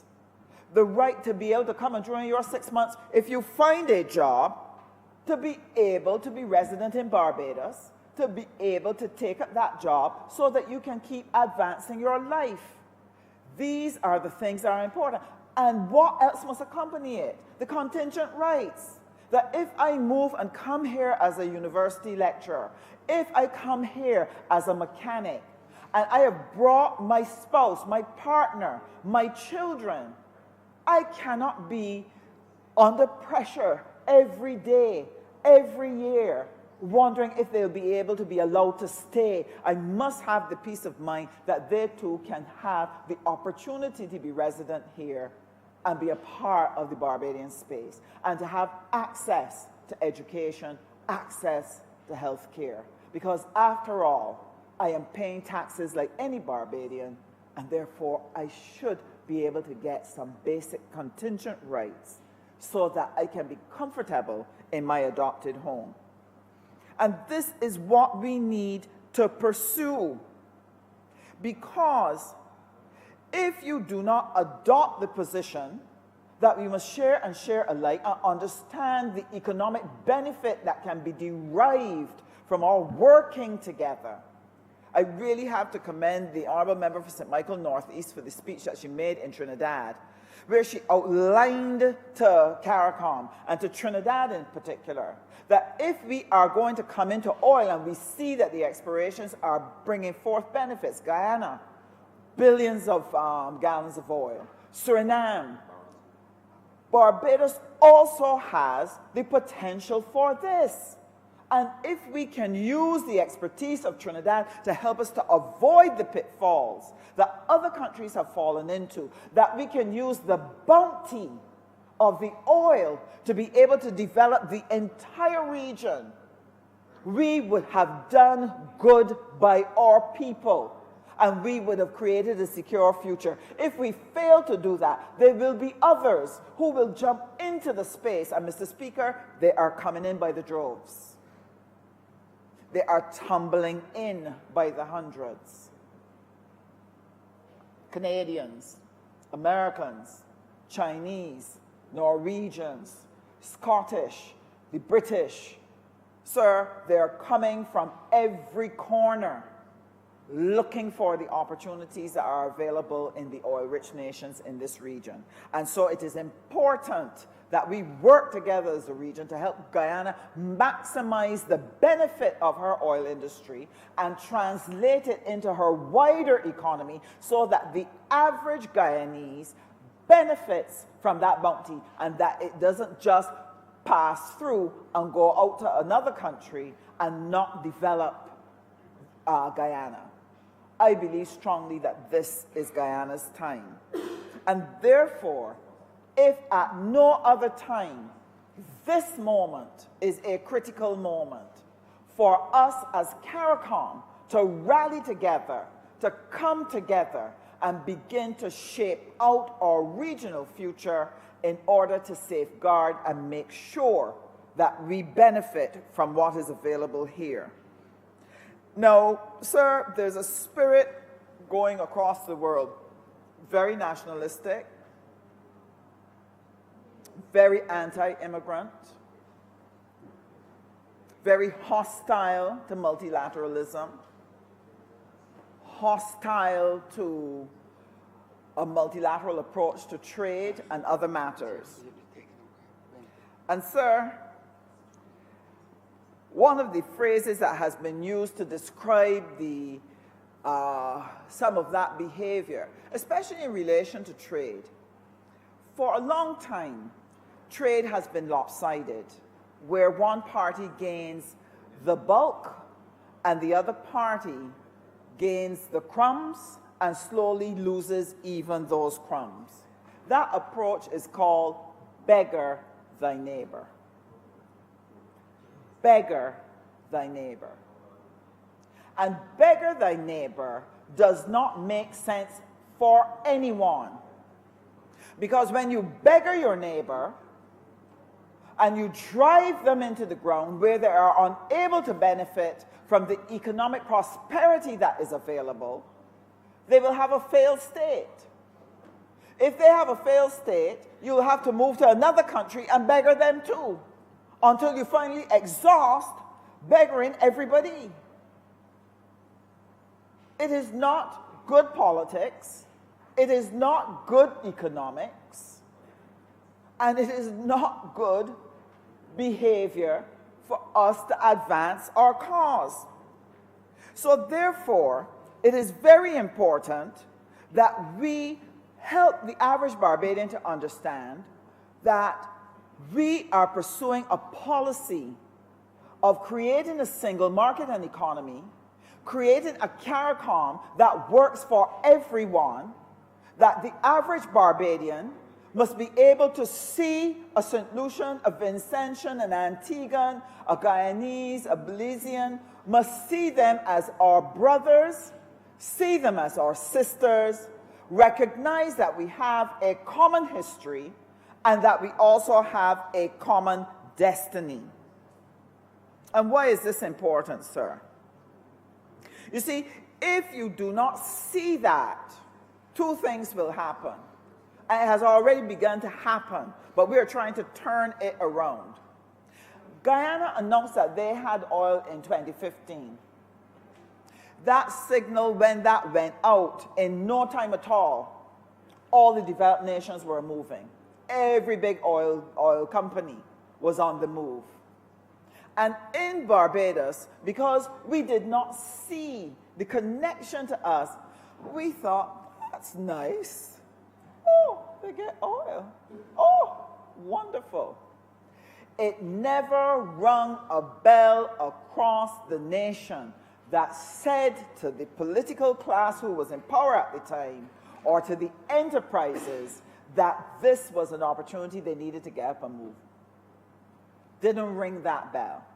So when we came to office in 2018, it was to find that there was not a vigorous program in position to rally the region, CARICOM, around it, to work with and support Guyana so that it could benefit from its riches, nor was there a program of engagement where we could do joint initiatives to be able to build out enterprises so that we can build productive capacity across the region, that then the region could be powerful now in trading with other countries across the world, whether it's the EU, whether it's the United States, whether it's Asia, whether it is Africa. That was not the spirit that we found when we came. And so, very quickly, on taking office, the Honourable Member for St. Michael Northeast signaled earlier o'clock the OECS and CARICOM must become a priority when it comes to trade in services, when it comes to trade in goods, and it must become a priority for us to advance all the elements that are needed to make the space work. And most of these ministers here sit as representatives for Barbados in some of the very organs of CARICOM, seeking to advance the interests of Barbados, working assiduously with our CARICOM partners to advance the region. And sir, in the Ministry of Foreign Affairs and Foreign Trade, we not only set about to very quickly start to look at what we needed to do in terms of strengthening our representation. We, for example, have just appointed an ambassador to Panama. We have gotten agreement from Prime Minister for us to do greater representation in Guyana, and that you will hear more about when we talk about the estimates. But what we did in the interim, Mr. Speaker, was to look at brokering the Broker Pondo agreement with Suriname to start engagement with them across agriculture and food security. And we had joint commissions with Guyana. Unfortunately, because of the political situation that emerged, it was put on pause, but Guyana was very much in our sights. So what we have done in the interim is a number of things to help us make better use of CARICOM. And in Guyana in particular, we had some sessions with our enterprises to talk through the information that we'd gathered about the opportunities that were available in Guyana. We were able to attract some 300 enterprises to come and hear what was possible. A number of trade missions have been formed, and what we've had is something like between 12 to 15 companies that we know of who have quietly gone down and sought to open business within Guyana. We have a number of businesses that have gone to Suriname to be able to develop relationships, to look at trading with Suriname. So we are looking at what we can do to improve trade in goods and services in this region. Now, our last COTED meeting, and we have to do a presentation to Cabinet on it, so I won't go into detail, but we were presented with the draft Regional Trade and Services Strategy and Implementation Program. This was started back in 2016, and they were now presenting to us the results of their research and their deliberation. And they have a good implementation, a 5-year implementation plan for how the region can make use of trade in services, not only within the region, but how together we can penetrate trade in services outside of the region. And they're looking at 7 subsectors. And we hope to have the opportunity to be able to present that information here so that you know that when the Honourable Member for St. Michael Northeast speaks about the government's program for investment, for trade, for economic growth, it is not only the inward investment that we're talking about in terms of the Bay Area, in terms of the various hotels that are going to come into the space to help us develop the 4,000 jobs that will come from those particular investments. It is also about building the trade within CARICOM, looking at what we're going to do. The heads of government are going to look at what needs to be done to create a financing mechanism, to make finances available for investment into the region. And we have to mobilize our private sector now to take advantage of these things so that we can begin to effectively use the space and let the bounty that God has given this region be converted into economic prosperity for people at the top, at the middle, and more importantly, the people at the bottom, so that Caribbean citizens can dream, that our children can have a hope, that they do not have to pitch low, but they can aim high, that they can chart a path and recognize there is nothing in this world that they cannot set their sights on, pursue, and not obtain. They know they can do it because they have a country that is prosperous, that can provide them with good health care, good education, is able to give them the necessary support that they can go out and do their business and know that they have a country that is backing them and able to assist them and applauding them as they go onto the global stage and take hold of that which is theirs. Mr. Speaker, I cannot tell you how happy and honored I am to be in this moment when there is so much promise in the region. And I want to say, as did my colleague from St. Peter, that Barbadians need to engage. Do not depart from your moorings. Recognize that we are one people, that we share and share alike, that unity is our strength, and that we have to sit together and be able to work through what we need to do, whether it's joint initiatives, whether it is taking our services and carrying them across the breadth of CARICOM. Whatever it is we need to do, we need to make sure we galvanize and make sure that this region becomes very prosperous. Mr. Speaker, I'm very much obliged to you, and I look forward to having many more opportunities to come and share on the progress that we are making in CARICOM for CARICOM citizens. I'm obliged. Honourable Member for St. Michael West. Thank you, Mr. Speaker. I shall endeavor to be relatively brief and to speak pertinently to the issue before us. And of course, as Barbadian, I will be supportive of any legitimate effort to increase opportunity for Barbadians. As a regionalist, I will be supportive of any regional effort to create a wider arrangement for greater opportunity for Caribbean citizens.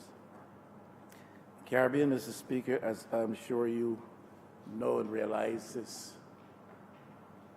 a region perhaps more so dependent on services in relation to the development of the economy. Perhaps if you do some differentiation, you may attribute a greater level of, or a lesser level of dependence on services to places like Trinidad, to some extent Jamaica.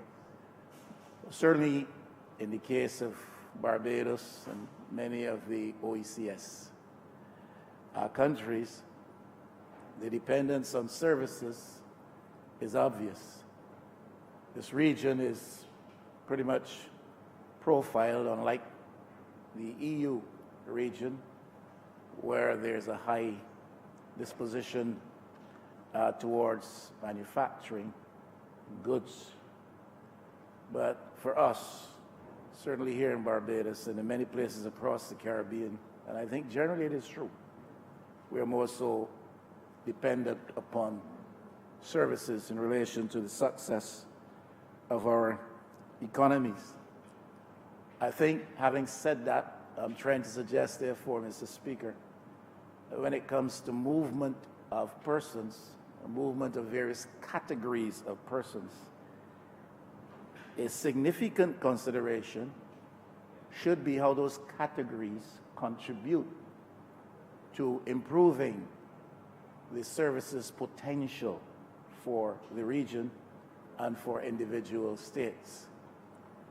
I am not too sure what would have informed the decision to expand the range of persons identified for skilled movement status.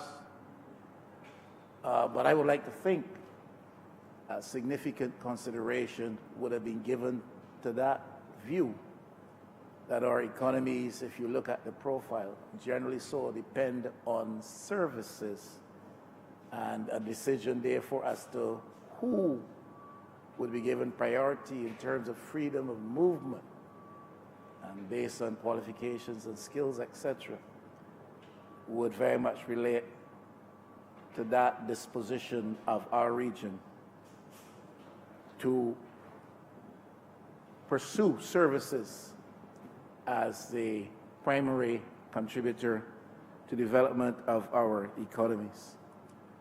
I want to suggest also, Mr. Speaker, because much of the debate sometimes is informed by insular interest or thinking, because even though we espouse the virtues and value of a regional market, a regional economy, a single market space, we tend to see that from the perspective of what benefits our national situation, perhaps above all else, and perhaps sometimes to too great an extent.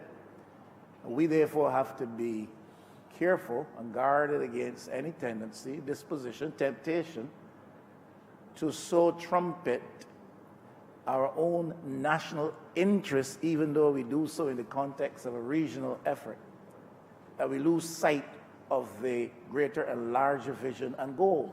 And that is that if we are, as individual states, to be in a position to face the global context in which we now live and the dynamics that operate in the global environment, especially with respect to trade and so forth, we have got to understand that we can't make it alone, and our best chance is that we are part of a regional bloc. And therefore, anything that we subscribe to as a sovereign state in that context should be such that regionally the economies of the Caribbean, this Caribbean single market economic space, is so developed as to better platform each of us and all of us together to face the global dynamics operating around us. The focus, therefore, must be on regional development, because Trinidad, I think, is discovering now, and forgive me for saying so, Mr. Speaker, if it is offensive to any, but Trinidad is discovering now that it doesn't matter what industrial base you may have, what your experience has been, what your mineral resources are, you can't go it alone. And they're recognizing that in the global space of today, they are severely constrained and being significantly and negatively so impacted by what is going on. And their economy is in decline, as far as I am aware, and they're facing some of the same challenges which we do, of course, having devalued their currency many, many, many moons ago. Second thing I think, Mr. Speaker, I want to put for our reflection is the matter of the institutional supra architecture that we develop in the region. Obviously, that has to be functional. Obviously, it has to be adaptive.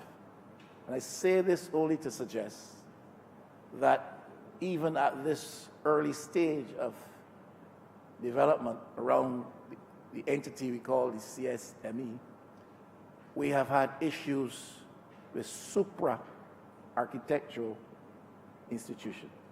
You are, Mr. Speaker, a legal luminary who practices here and I think across the space, if I hear correctly, and you do well therefrom, if I'm accurately informed. But Mr. Speaker, if you look at the CCJ, well, with respect to the CSME, not a problem, because it interprets CARICOM law or CSME law for us. And its decisions are supposed to reflect, well, basically, the will of the people within the context of the regulations which have been set up and the aspirations which we all hold. But we have had here in recent times the voice of government suggesting that perhaps we should withdraw. I think that was suggested from the CCJ. And the CCJ may be accepted as an institution with respect to CSME largely, even though with some misgivings as recent experience has shown us. But when it comes to the replacement of the Privy Council, in that respect, outside of the context of the CSME and the single economy and all of that, CCJ is only accepted in limited jurisdictions. The point I am making is that if we are serious about development, Mr. Speaker, we have got to ensure that there is a high degree across the region of respect for our institutional architecture and that we institutionalize those entities in a way which is functional and in a way which is adaptive. And that we're not just setting up institutions because at the end of the day, having met, heads want to suggest we have accomplished something which proves not to be attractive, adaptive, or binding on others beyond the moment. Because too often there's agreement at the macro level, but then we do not see the compliance in local law, as I am sure you are aware. And if we're serious about development, we can't just institutionalize a mechanism for wider free movement without also understanding and implementing or institutionalizing mechanisms that would help to enhance that free movement and take us to the objectives that we aspire, to which we aspire to achieve. The administrative infrastructure is also a critical consideration. We talk a lot about the ease of doing business. One of the big reforms touted by this administration here at home is that we want to treat to the ease of doing business because we have lagged far behind the world for too long in this regard. And the region, in some respects, has lagged far behind other regions of the world in this regard. But if we have institutions in a context where we are providing for wider free movement, we have institutions which do not accommodate with efficiency and greater speed the aspirations of those who seek to move, then we are negating the decisions which are taken with respect to matters like this. So we want to include security guards and domestics and all of the rest of the categories that have been identified over the past several years.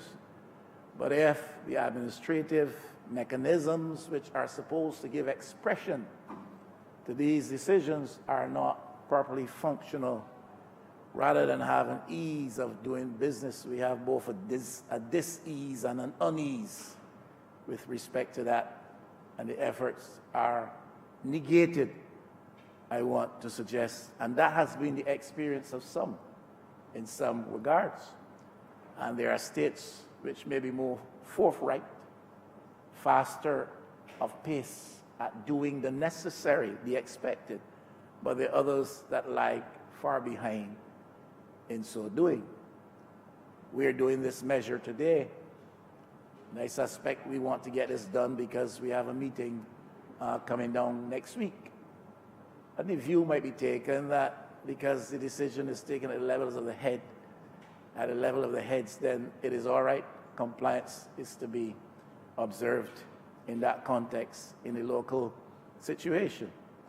But the fact is, the Parliament is giving approval to formalize expression to a decision taken at the higher levels across the region. And this is what we need to treat to, that we do with efficiency and with a greater measure of pace. We do the necessary in putting in place the mechanisms that will facilitate decisions like this where we want to advance the movement of people. Now, Mr. Speaker, is a point to which I want to speak. I've spoken to it with respect to our local circumstance in Barbados, and I will speak to it unrepentantly and repeatedly going forward. But it is a situation that obtains across the region as well. And unless we address this, the region will not get anywhere. And it has to do with the lot, the plight of our young potential working population across Barbados and across the region, Mr. Speaker. There's a challenge of lack of opportunity for young people. And hopefully this measure will help to address that issue. But I really believe it is a scar on the economic image, the economy image of the region, that our young people, well educated, especially here in Barbados, continue to be disillusioned by lack of opportunity. There's the dynamic now of escapism, which obtains too prominently in Barbados. And Mr. Speaker, if you speak to young people who've gone through the school system, the university system, tertiary level, and they will express a desire to escape from the confining, constraining context of Barbados, to find opportunity elsewhere outside of Barbados. Now, this is not a situation that this government has, this administration has created. It is a reality which we face. We continue to invest large volumes of taxpayers' dollars in educating our people free from the cradle to the grave, figuratively speaking. And then the economy is not so elastic, is not so expanded as to provide requisite opportunities for them. I think I heard this passingly referred to earlier. And it is a sad thing. And it is something that we need to seek to correct. And unless we look at this specifically, this region is facing down a barrel of danger, because you cannot continue to have large numbers of persons unemployed in Barbados or across the region. You cannot continue to have larger numbers of persons underemployed in Barbados or across the region. I tried to look at some of the statistics, Mr. Speaker. It tells me it is 1 in every 4 in the OECS, 25% unemployment among young people. Now we can stand and we can look more flatteringly at the unemployment rate generally and boast of 6 or 7 or 8 or 10 or 12%. But the reality is, among young people, you're facing down unemployment levels much, much higher than that. The OECS is about 1 in 4. Jamaica is about 28%. In Guyana, about 23%. In Barbados, here at home, Mr. Speaker, we are at 30%. And to have that kind of situation obtaining is courting disaster. If we don't correct that, I predict, not with any glee, I predict, if we don't correct that, we will have a social explosion in this country. Young people must find outlets, channels to use their energies and to use their skills. And when people are frustrated, when the system seems not to be elastic enough or expanded enough to accommodate them after hard years of effort in preparing themselves, you will get that frustration manifesting itself in certain forms of indiscipline, and it could be violent type of indiscipline. And that's something we have to face as a region. That's something we have to face as a region. And if the movement of persons in the context of this type of bill is not accommodating of that, if the movement of persons contemplated by this type of measure does not take that into consideration, then we're spinning top in mud. Because unless we can find opportunities for our young people, we will lose them. And if we don't lose them because they cannot find an avenue of escape, then there will be an eruption, Mr. Speaker, and we've got to treat seriously to that. We need to enhance and sharpen the pool of skills that we have across the region. We cannot afford, in the context especially the one I just described, to have a situation where you have underutilized resources, which in fact can be utilized if there are proper mechanisms to move them from point A to point B, which I understand this bill to be seeking to do. There's need for optimum development of that skills pool that we have across the region. In that context, we need to improve the standards, because we're not only accommodating each other, but we're accommodating each other to help each other to compete with the world. And therefore, those standards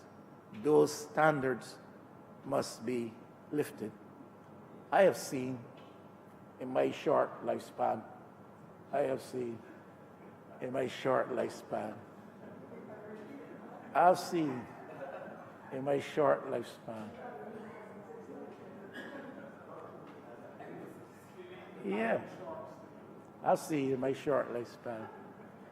a situation where thousands of people brought together in one space for lunch are served and accommodated within an hour and 15 minutes. We go in certain places here, you call for a meal, you gotta wait 45 minutes, just a single meal. And that speaks to training, it speaks to discipline, it speaks to standards, and their standards of service. And many of us have had to lament the quality of service, the standards of service to which we find ourselves exposed to in Barbados from time to time. I'm sure, Mr. Speaker, you and I have not had a chat about that matter, but I'm sure you would have had that experience where you really believe that this can't be happening.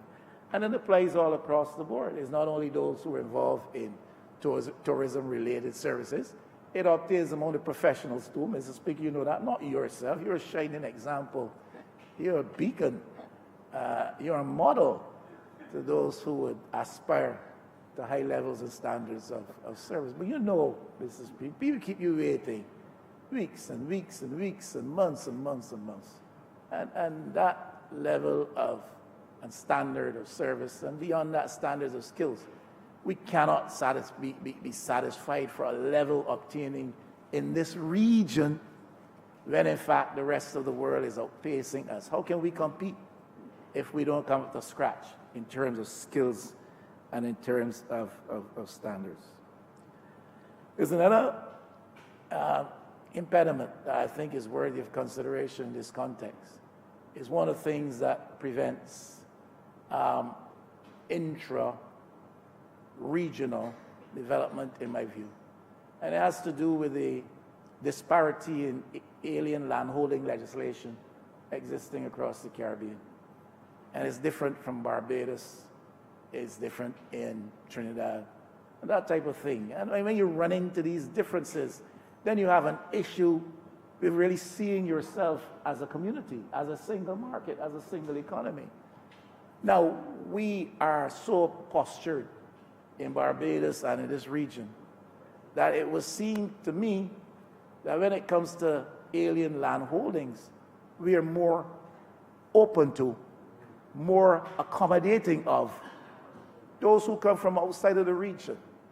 So they come here and they can buy up any amount of land anywhere, irrespective of the level of investment.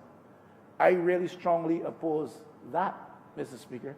I don't think that with the small space of Barbados, with the limited land ownership opportunity that exists in Barbados, that we should be having people who live in North America or Europe having any vacation home down here. I honestly don't think so. And there may be those who are offended at that. Let them go and find space in the Mediterranean. Let them go and find space on the Asian continent or elsewhere. But in the small space of the Caribbean context, if a man is coming to invest in Barbados and create an opportunity for hundreds of Barbadians, scores of Barbadians, thousands of Barbadians by that investment, and there's need for ownership of land over time, I'm all for that. I'm all for that. That's development for Barbados. But if you're coming for a vacation home, All Member St. James North. I was given the Honorable Leader of the Opposition, and I was wondering in my mind whether I should object. Point of order, sir. That Barbados, as the Honorable Leader ought to know, because he was a member of the Cabinet, has signed certain agreements at international level, World Trade Organization and other organizations, that you cannot discriminate against, well, I think he used the word foreigners, when it comes to ownership, sir, of land. And that's why we have never had Alien Land Holdings Act. And to the best of my knowledge, sir, but I speak subject to correction, that those countries in the Caribbean that did have, like St. Vincent, no longer have. But they had to dismantle it, sir, because of international agreements that we are all bound by. Now, we are law-abiding government, sir. So, I mean, sir, we comply. And as I said, the Leader of the Opposition ought to know that, because he was a member of a cabinet that reduced the rate of property transfer tax for non-Barbadians who bought land. And because of agreements we signed, the property transfer tax was applied to purchasers who were not Barbadians when they bought land. I think it was 10% of the purchase price, sir. And that was, in fact, removed. And for the vendor, it was equalized whether you were Barbadian or non-Barbadian. We had to do it, sir, complying with international law, sir. The purchaser was changed to the vendor, sir. So I don't want the records of Parliament to be corrupted, sir, by something that you know, we are bound or were bound by international treaty to do, and to now come and talk about we should stop people coming and buying land because they aren't Barbadians, sir. Mr. Speaker, All Member. I thank the Honourable Member St. James for that interjection. He said that I didn't know, and I want to suggest that I still don't know. I still do not know, because I do not know that we're bound by any agreement that makes it mandatory, that we allow the purchase of land here in Barbados for any purpose. I am not talking about for investment and developmental purposes, Mr. Speaker. And if I am wrong, I stand to be corrected, but I am not going to take the word of the Honourable Member for St. James North on that. And I hope he understands clearly what I have been trying to say. I am not talking about people who are looking to invest. I am not talking about aspects of development. I am talking about a situation where people are looking for a beach spot in some sunny paradise, and we are disposed to give that to them without reference to our own developmental needs. That's what I'm talking about. And I will research that further. But I certainly am not taking the word of the honorable member for St. James North on that. I don't know if you are so seized of that matter as he is, because you are a part of the legal profession in Barbados as well. But the point I am making here is that the differences that are obtained across the Caribbean with respect to landholding rights, that is one of the things that will impede our efforts to really create a single economic space and to really give full expression to this matter of freedom of movement for people, Mr. Speaker. And if I'm wrong on this, the honorable member of St. James North can also correct me, because I believe that there needs to be better harmonization of company laws and regulatory frameworks across the Caribbean. You yourself can correct me if I'm wrong on this as well. In Barbados recently, we changed the tax laws relative to companies in Barbados. And in fact, in so doing, I think we undercut, willingly or unwillingly, many of the countries of the OECS by introducing a lower corporation tax rate. That sets us clearly in competition against them to their disadvantage. And all I'm saying is, if you're talking genuinely about creating a single market and a single economic space, then we have got to consider these things. How do our corporate tax laws, how does our corporate regulatory framework fit in with what obtains across the region? You see, if the insular thinking drives us more so than anything else, then we operate to the detriment of what we call the region. And that is the platform upon which we as an entity, a state entity here in Barbados, will find survival and success. Without that platform of the regional economy, we will face the battering winds of global forces, and they will drive us into the ground. If we are going to be regional, we must be regional indeed. And so we did. Corporate tax laws and the regulatory framework with reference to operational companies. Investment incentives, Mr. Speaker. We got all kinds of oddities prevailing across the Caribbean. So you got citizenship by investment. And in some states, depending on how much money you invest, you can get immigrant status. You understand? And in some countries, the passport is for sale. Now, I'm not saying here, I'm not taking a position on today, I'm saying these things. I'm not saying that. I'm just saying that these differences obtained, Mr. Speaker, in the same economic, in the same market space that we're trying to build up. So Dominica would give you citizenship by investment, and the government would make tons and tons of money and millions of dollars, and therefore, Honourable Member for Craig Sears. On a point of order, the honourable member is misleading the House, and it is not unheard of to have different states in a community to have different regimes. I'll give you a simple example that the world knows of. There's a place called the United States of America, and there's a place called Delaware within the United States of America. And Delaware has no corporation tax.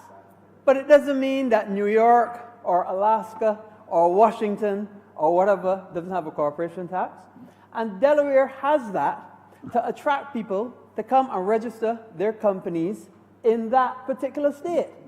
So just because you have a state within a particular community, and nobody can tell me that the United States of America is not a well-functioning economic community.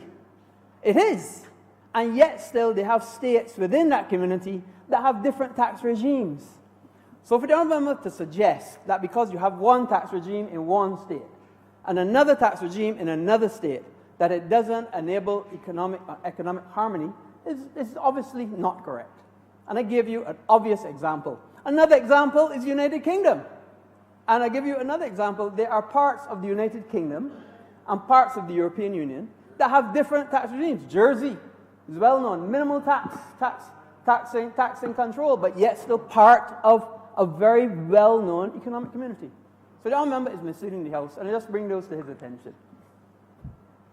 Continue, honourable member. I always like it when the honourable member Christchurch West interjects himself. He sort of energizes me.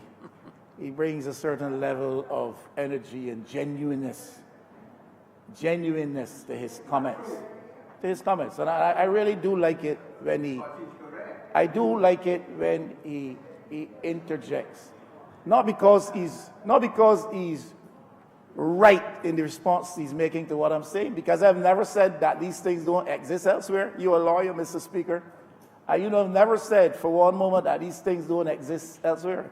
I have said that for a small space like this region, we have got to consider the extent to which there are impediments to the process and to the progress that we seek to make. So when fellows sell citizenship, and when fellows sell passports, etc., and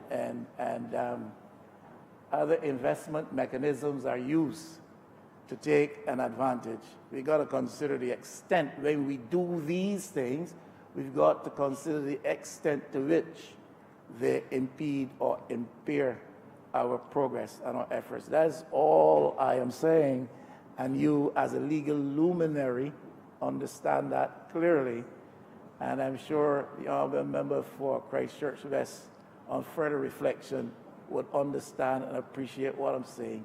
Even though what he said was true, it was not an appropriate response to what I was saying.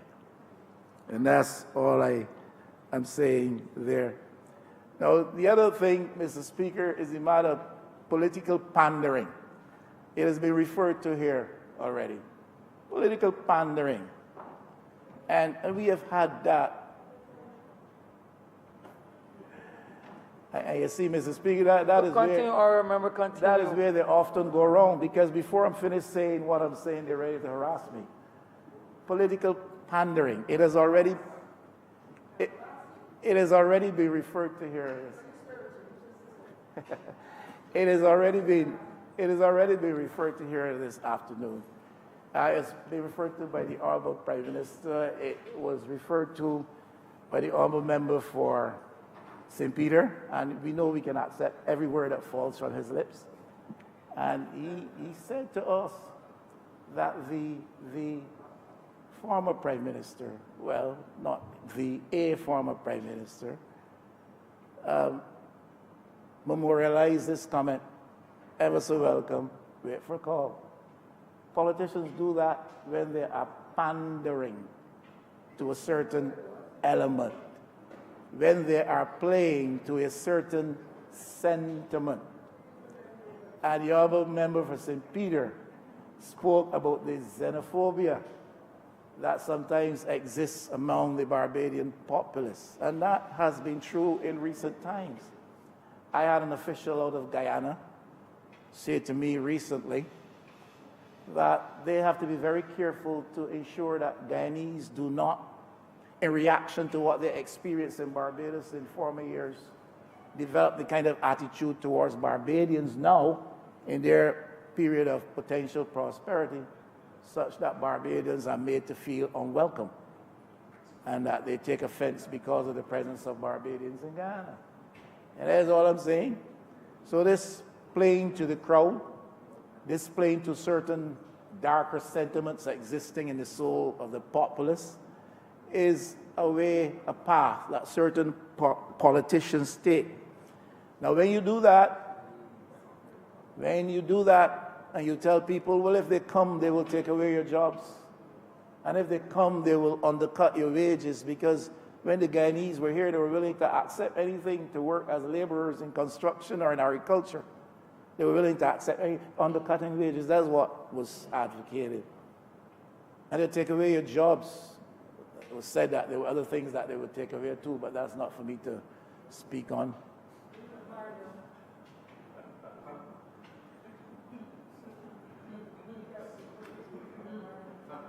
Continue, honorable members, to make it best. Don't be distracted, honorable member. Do not get distracted, honorable member. I always seem to excite the honorable member for St. Thomas. I always seem to excite her spirits and energize her. And she tends to respond to things which I have not said. Yeah, but that was the view. And there are people who play to that sentiment and that fear in the bosom of some Bajans. And therefore, they felt that that was a popular thing to do and would bring some political advantage to them. And these are the types of things that we have to guard against. Barbados has been pretty much, except for that period, in the vanguard of promoting the business of regional integration and the creation of a single economy. Barbados has always been in the vanguard, well, except for that particular period of that. And I think we've got to educate Barbadians to understand and to accept that if Barbados is to find and to continue to have its place in the sun in today's global context, then we have to do so holding hands with our brothers and sisters from across the region. And therefore, we've got to be able to get away from that kind of immature thinking that may have had its place in former years, but no longer exists, because we either do it together or we will die independently of each other. And that is my strong view. I have to say a word about productivity, Mr. Speaker, because if you're talking about movement of labor, you're talking about facilitating one of the key inputs in productivity, in addition to capital, etc. Now, I don't know that I've heard it very clearly outlined anywhere that there is a proper approach to the issue of productivity in the region. We continue to talk about it here in Barbados, that it is one of the things, one of the negatives of the Barbados economic experience. Insufficient level of output, insufficient level of productivity. My research for what obtains across the region is that the case is pretty much the same in many countries. And therefore, to be able to compete with the world, we've got to better produce, more efficiently produce, and create greater levels of output. It is necessary for competitiveness. I've heard it said in this very chamber. I've heard it from the lips of the Honorable Prime Minister, heard it from the lips of others who speak on economic matters. I know it to be true from my own research, that the Caribbean region is on the verge of becoming one of the poorest regions in the world if we are not careful. And some would suggest that we might already be there as a region. And part of the problem is the lack of productivity to the extent that we should be seeing that exists.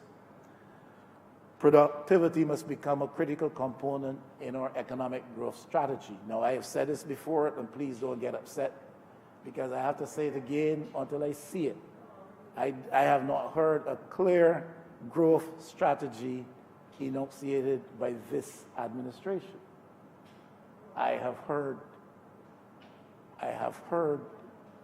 statements which express the level of expectation with respect to investment in the tourism sector. I have heard talk about a few projects here and there, potentially, which we hope will get started soon. I have heard that we will try to improve the matter of the ease of doing business, facilitating business. I don't know that I have heard clearly and properly outlined a strategic growth strategy for Barbados in the current circumstances. And I don't know that I have heard one outlined anywhere, I don't know, Mr. Speaker, for the region. If I'm not if I'm correct, and if I am not, I'm sure all members in James North and Christchurch South will get together and correct me. Christchurch West. I think the Productivity Council was one of the early casualties of the fellow called Burt. Am I wrong, Mr. Speaker?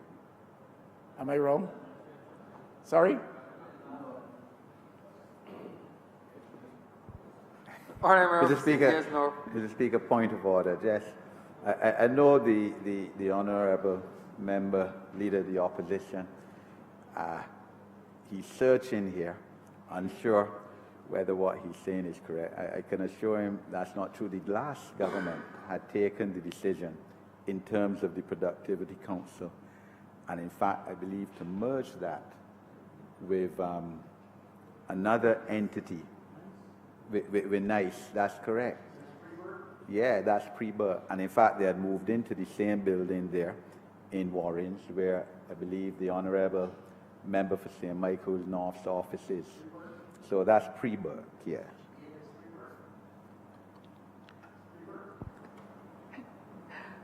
Continue, Honourable Member St. Michael West.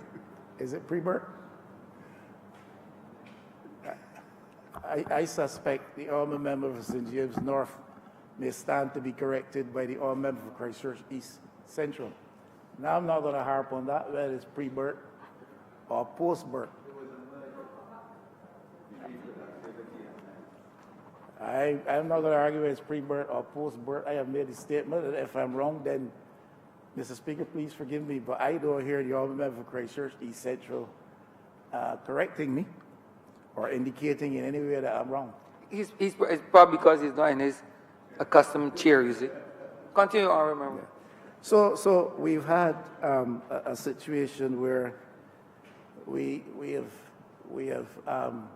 had some impact on matters relative to productivity in Barbados, which is not necessarily encouraging. Let me put it that way. We have to be able to reduce unit costs of output in Barbados, and productivity will help us with that. We've got to be able to increase or enhance competitiveness. Productivity will help us with that. We've got to be able to increase profits for businesses. Productivity will help us with that. We've got to be able to improve incomes. Productivity will help us with that. And we certainly have to be able to better encourage spending. Productivity will help us with that, and so the entire economy benefits from that. And that's true of Barbados. It has to hold across the region. Because we improve our levels of productivity here, and we're part of a regional economy where that does not obtain, then we have some issues going forward. Now, this Burt program has had some impact we got to face up to. I'm still talking about productivity. A recent experience, I'm glad the honourable member for Christchurch West is alert this afternoon.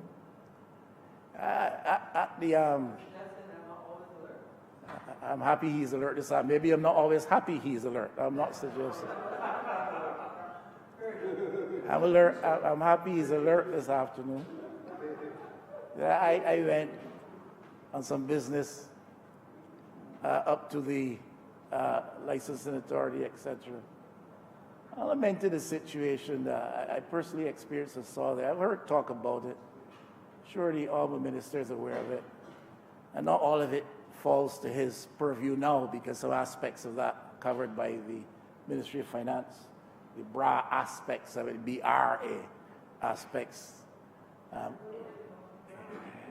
You see, I tell you that I seem to excite the honourable member of St. Thomas, even in my old age. And this BRA thing. And I was interacting with some of the staff there, long lines, slow movement, and they were expressing lament. You should have, on a normal situation, normal situation, a staff complement of 13, I think. And under the Burt thing, you were reduced to a complement of 5. And of that 5, only 3, perhaps, or 2 would be available at any one time, causing a tremendous slow rate of output. And I'm not trying to be critical here. All I'm trying to say is the reality is that if you're talking about productivity, you have to consider how government's constraints with respect to human resources impacts productivity. I have heard this complaint from many people across the public sector. There are only 2 people in the department now, and they expect us to do the same amount of work that we have always done. Not only at Public Works, not only at BRA, but across here. I'm trying to suggest, Mr. Speaker, that if in February in the year of our Lord 2020, we're talking about improving the opportunities through skill movement across the CSME, if we're talking about being part of a regional entity that faces the world in pursuit of our own economic development, productivity is a big issue. And there are serious things that impact upon the productivity. And the Burt thing is one. I don't know that that is the government's fault. That is the arrangement. And if you have to cut public expenditure, then you have to reduce staff. And if with 13 you were not happy with the level of output, you cannot be happy with the level of output where there are 2. So that is a serious thing, and one of the ways in which we have to analyze the impact of the arrangements on the work. Deflated incomes. Because, Mr. Speaker, in the last several years, we have not been able to give the kind of increase to our workers that perhaps we would have preferred to so do. And in a context where taxation levels have risen, in a context where prices and costs of living have gone up. And therefore, the effect of that is deflated incomes. And when you're operating in a situation where you're faced with hard labor every day, and at the end of the week, at the end of the month, what you earn as an income is insufficient to meet your cost of living expenses, then it becomes a disincentive to productivity. And that's all I'm saying.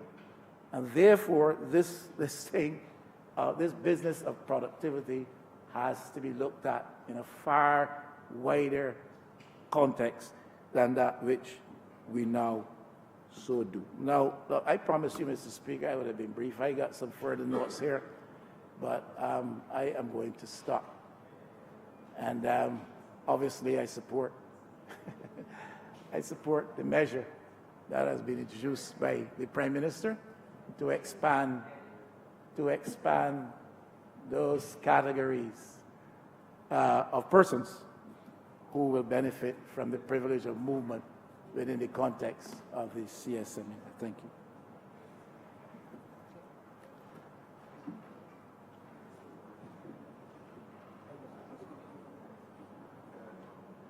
Honourable St. James North. Thank you, Mr. Speaker.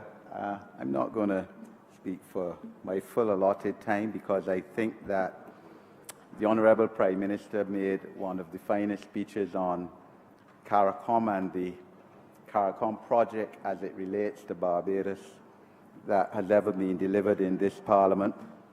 And the Honourable members who spoke on this side for St. Peter and St. James Southall also did excellent jobs. But as Immigration Minister, I think I should also speak and also bring perhaps a couple other new perspectives to the issue. This country of ours, of which we all love, Barbados, has always been a leader in terms of Caribbean relations. This country has produced the one and only Premier of the West Indies Federation, in fact, the political party, which I'm a member proudly and which happens to be the government of this country. Right Excellent Sir Grantley Adams. And of course, another national hero, Right Excellent Errol Barrow, was also a leader of the Caribbean, one of the leaders of CARICOM, of course, Carifta first, 1967, and then CARICOM, 1973. Together, in fact, and we've spoken a lot about this country here within this context, together with Guyana and Trinidad and Jamaica as leaders, with Carifta, with, in fact, Antigua, the 3 Bs. Then even the former Prime Minister, Erskine Sandiford, would have been part of a CARICOM initiative and the commission, and with the Honourables Sir Alistair McIntyre and Sir Adaf Ramphal initiative, and of course action plan, and then the last Barbados Labour Party Prime Minister, the Honourable Owen Arthur, of course at the forefront of the CSME, and because of that, in fact, Barbados, the leader of Barbados, Prime Minister of Barbados, is recognized as the leader of the CSME, and that's so today, sir, both in fact and in reality, with our Prime Minister, within a month of becoming Prime Minister, 5 weeks, going to Heads of Government Conference in Jamaica, early July 2018, and essentially dominating the conference. And now, of course, as CARICOM leader, I think it is for 6 months. So, sir, we reached a situation, of course, in the revised Treaty of Chaguaramas, where initially there were just 5 recognized categories of skilled nationals. And even though the heads of government agreed in 2007, I think it was, to the expansion of 5, no legislation was passed in this Parliament to legalize that, even though, as the Honourable Prime Minister correctly said, under treaty CARICOM arrangements, the decision of a head of government is in fact force of law in a country. But the reality is that the revised Treaty of Chaguaramas, in Article 46(2) states that member states shall establish appropriate legislative, administrative, and procedural arrangements to facilitate the movement of skills within the contemplation of this article. Now, the conference recognizes that it needs to keep the provisions of that article under review in order to enlarge as appropriate the classes of persons entitled to move and work freely in the community. And hence, sir, in December 2018, there was a decision to move the category of persons from 10 to 12 with agricultural labourers, security guards.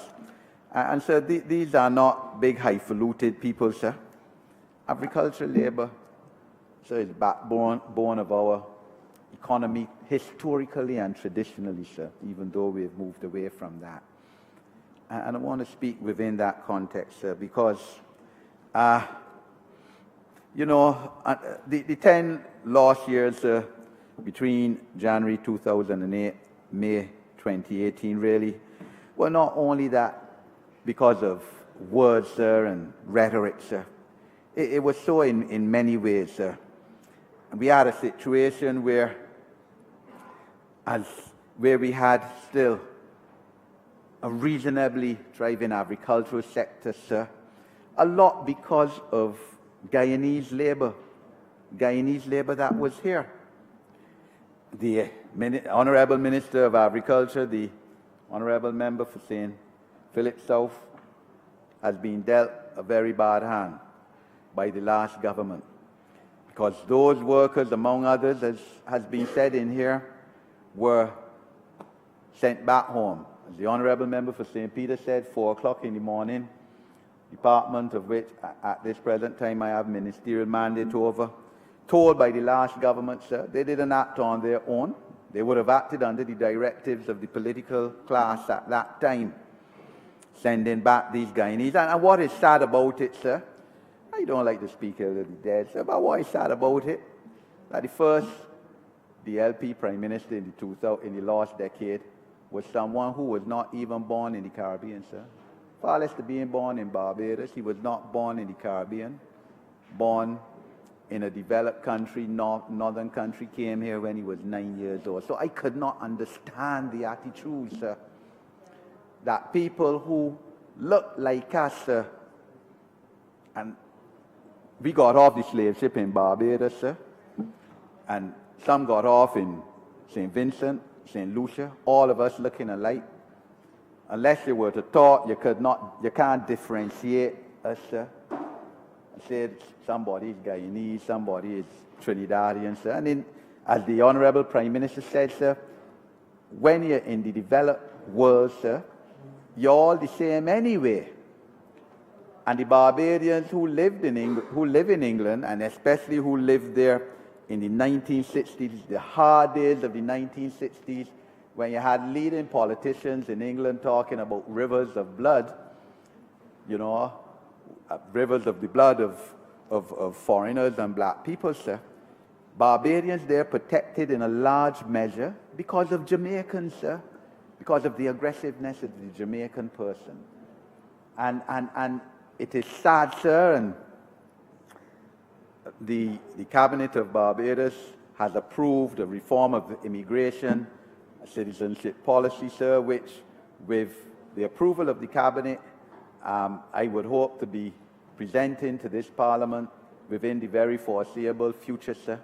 And I would have a lot longer time then to expand on some of the atrocities, sir, which the Honourable Member for St. Peter started to speak about today. Because, quite frankly, I'm ashamed of the last government in terms of humanity, sir. Because after everything, sir, you have to be a human being, you know, whether you're whatever you are in life in terms of profession, in terms of education and things. If you're not a human being, if you don't have humanity in you, you're nothing. And the kind of policies carried out by the Immigration Department, sir, and you know, some immigration officers resent me saying this, sir, but I repeat, sir, it was under the directive of the government of the day, sending back a Jamaican woman, for example, Jamaican women, residing in Barbados, working, no criminal record, no illegal activity, with Barbadian children, sir. Children born in Barbados for a Barbadian man. But sending back the Jamaican woman, the Guyanese woman, and putting the child in a children's home. And then you all know why we having problems, sir, with youth.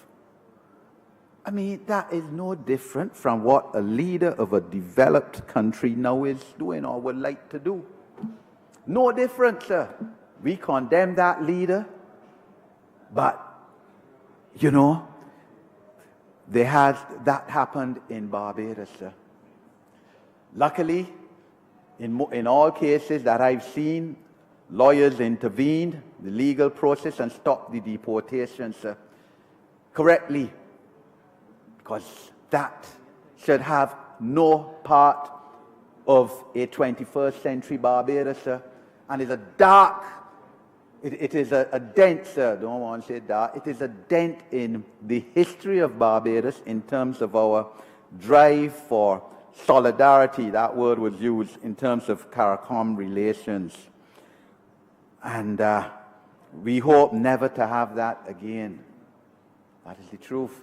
Because Barbados, as has been said, has benefited more than any other country in terms of CARICOM. And this is, people talk, you know, there's some people, some Barbadians who will tell you there's still no difference between the two parties, all the same thing. So there's tremendous philosophical difference between these two parties as it stands right now. And this is in one area. Because even now, the present leadership of the Democratic Labour Party, leadership, quote unquote, sir, because I don't know, Honourable Member for St. Michael East earlier today said that he predicts the total demise of that party, and he's probably right. Right now, it's a mere lobby group out there keeping noises once in a while, sir. But the present leadership makes no apologies and adheres to this policy of the Democratic Labour Party government in the last decade. But Barbadians can't expect that Barbados must have a positive trade balance with other CARICOM countries. The only region in the world where we have a positive trade balance, where we export more goods and services than we bring into our country. We export more goods and services to other CARICOM countries than we bring into Barbados, sir. But expect that we can keep out movement, free movement of labor, sir. It can't work. I mean, life has to have some balance, sir. And all of us in here know that. All of us have relations, sir. You can't have it all your way one time, sir. Yeah, life is give and take. So, within that context, I am extremely happy to be supportive of this bill, sir.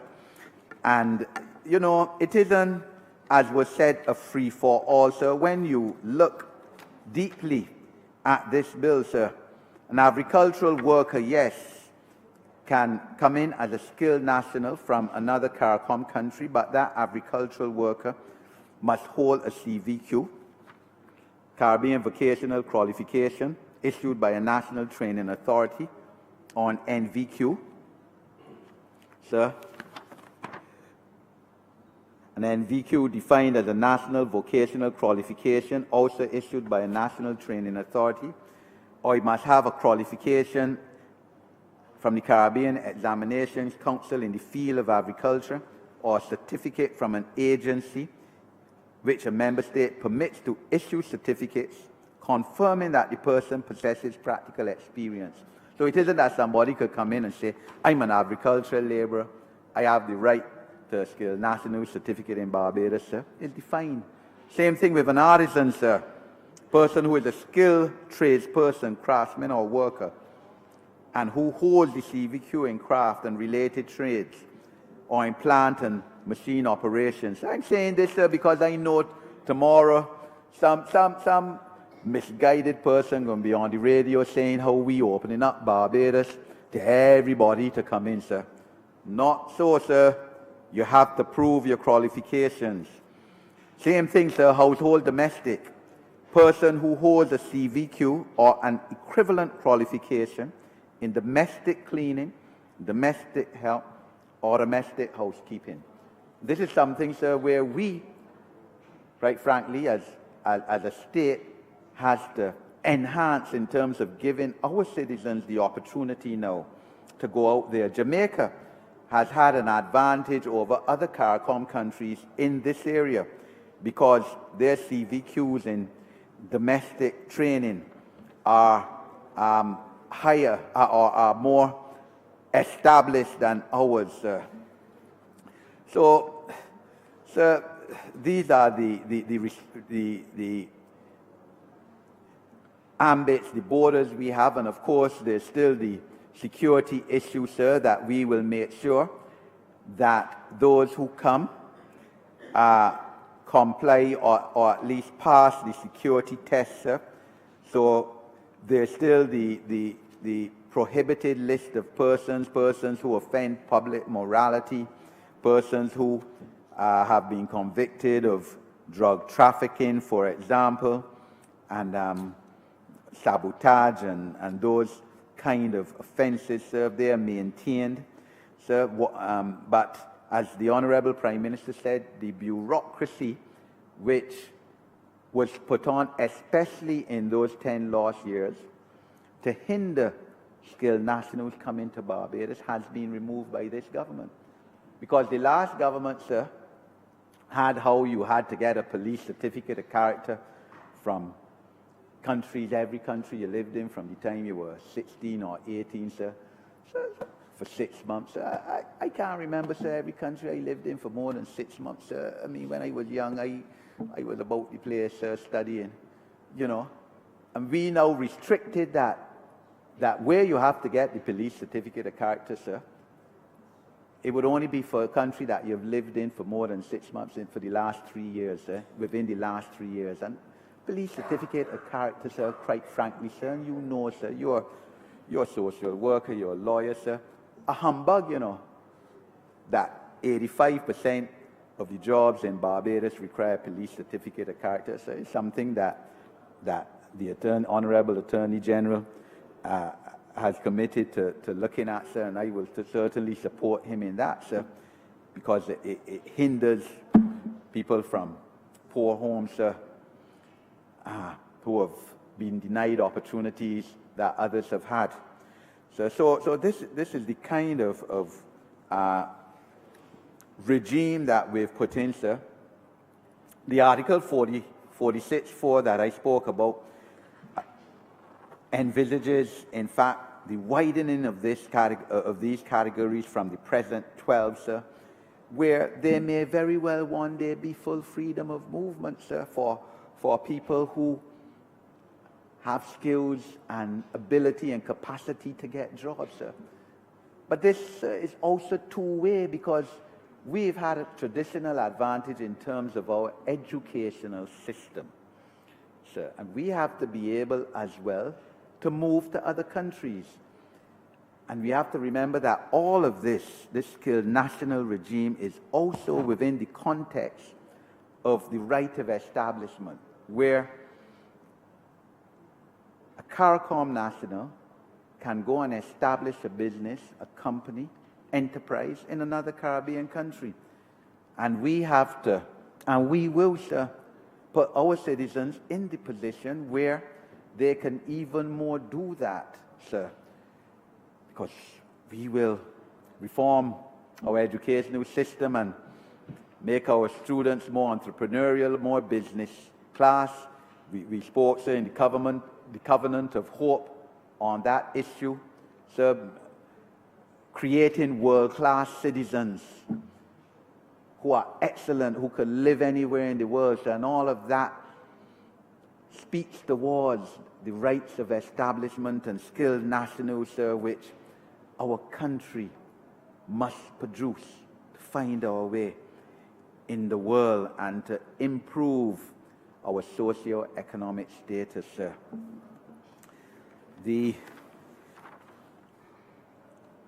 And the honourable member, the leader of the opposition, spoke on the issue of services, sir, but seemed to be forgetting in a way about this right of establishment, because right of establishment, sir, also speaks in addition to goods, but services as well.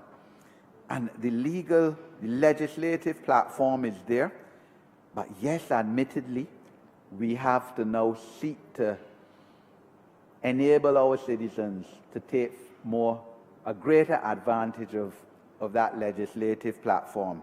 And Prime Minister, Honourable Prime Minister, is right, sir, that it would be great if every teenager or every Barbadian, at least by the time they reach teenage years, has the opportunity to travel and see another country, sir, because part of the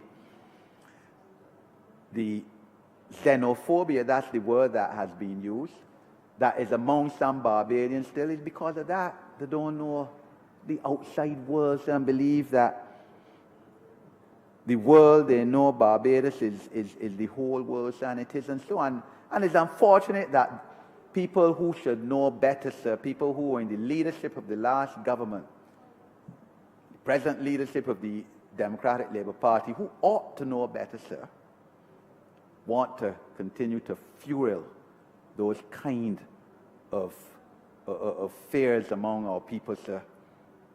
But we, sir, in this government, going to confront it head on, sir.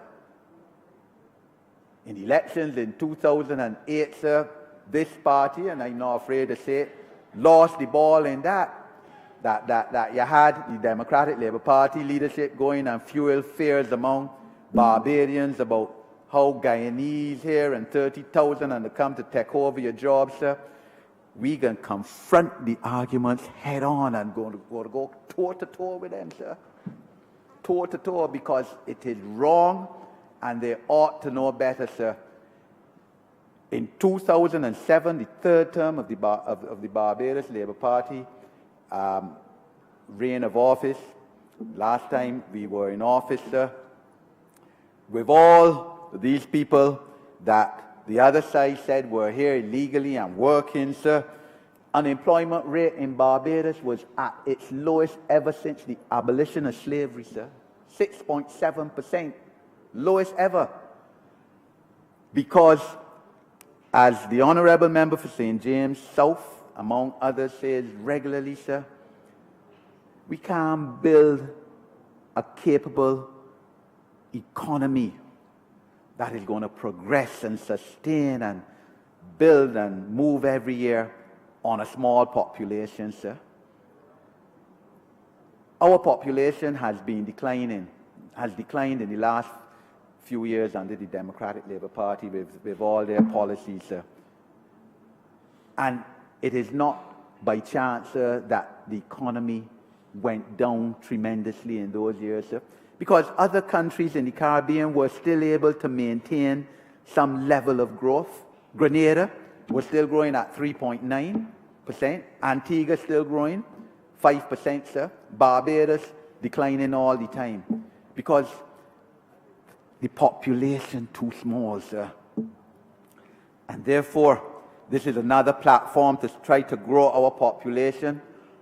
Sir, the statistics show that there were only about 3,000 persons registering as skilled nationals in Barbados since the Treaty of Chaguaramas brought the concept into being in 2005, certainly between 2005 and early last year, sir, 3,000. So we have to grow. And these are people, sir, who will live in Barbados, will pay taxes, sir, income tax, VAT,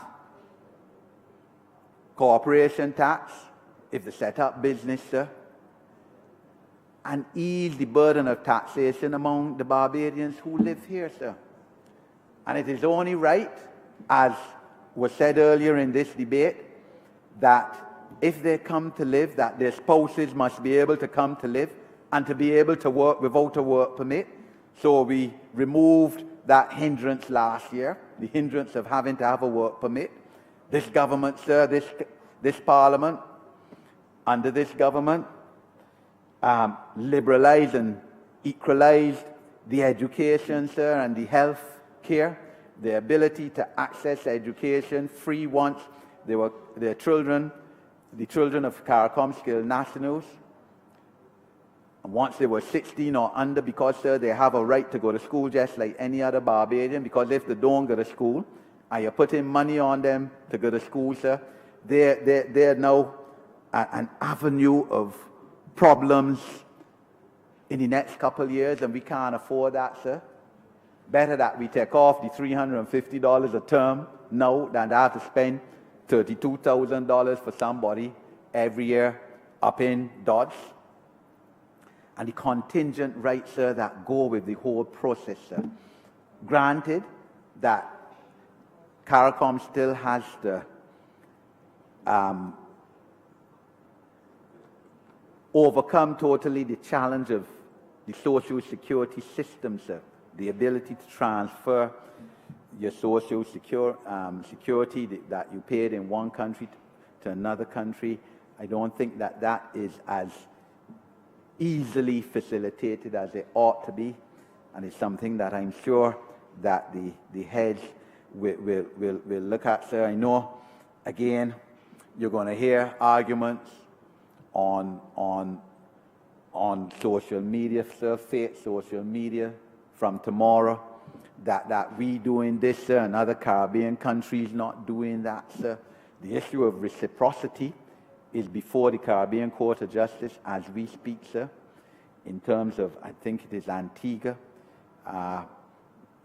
you know, whether countries that allow in, let's say, an agricultural worker, must allow in an agricultural worker from every CARICOM country where a CARICOM country may not sign on now to the extension of the agricultural worker or security guard, sir. The Caribbean Court of Justice will decide, sir. That's our highest court. And what they say is the law on this issue, sir. But that doesn't stop us. We know that this country, Barbados, has benefited more than any other country from the Caribbean CARICOM enterprise, sir. We have always, except for those last 10 years, rightfully taken the place of leader of the Caribbean, sir, historically, from before independence.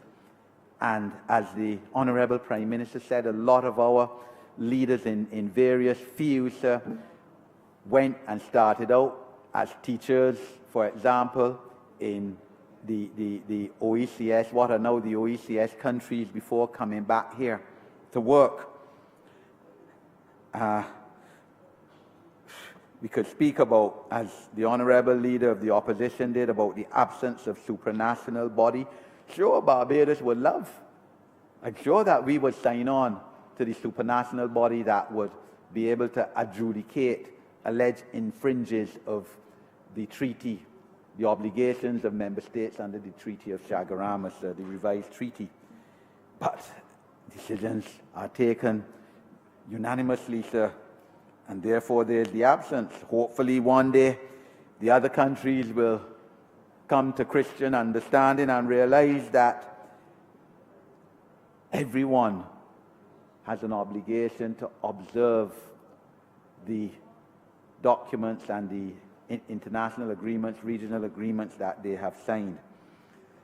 Sir, but I certainly don't agree with the Honourable Leader of the Opposition about lack of opportunity within this concept for our young people, sir, that they all have the opportunity to build their enterprises, sir, and we will help them in terms of our educational reform, in terms of the Ministry of Youth, what the Ministry of Youth is doing to enable our young people to take advantage of this whole regime, sir.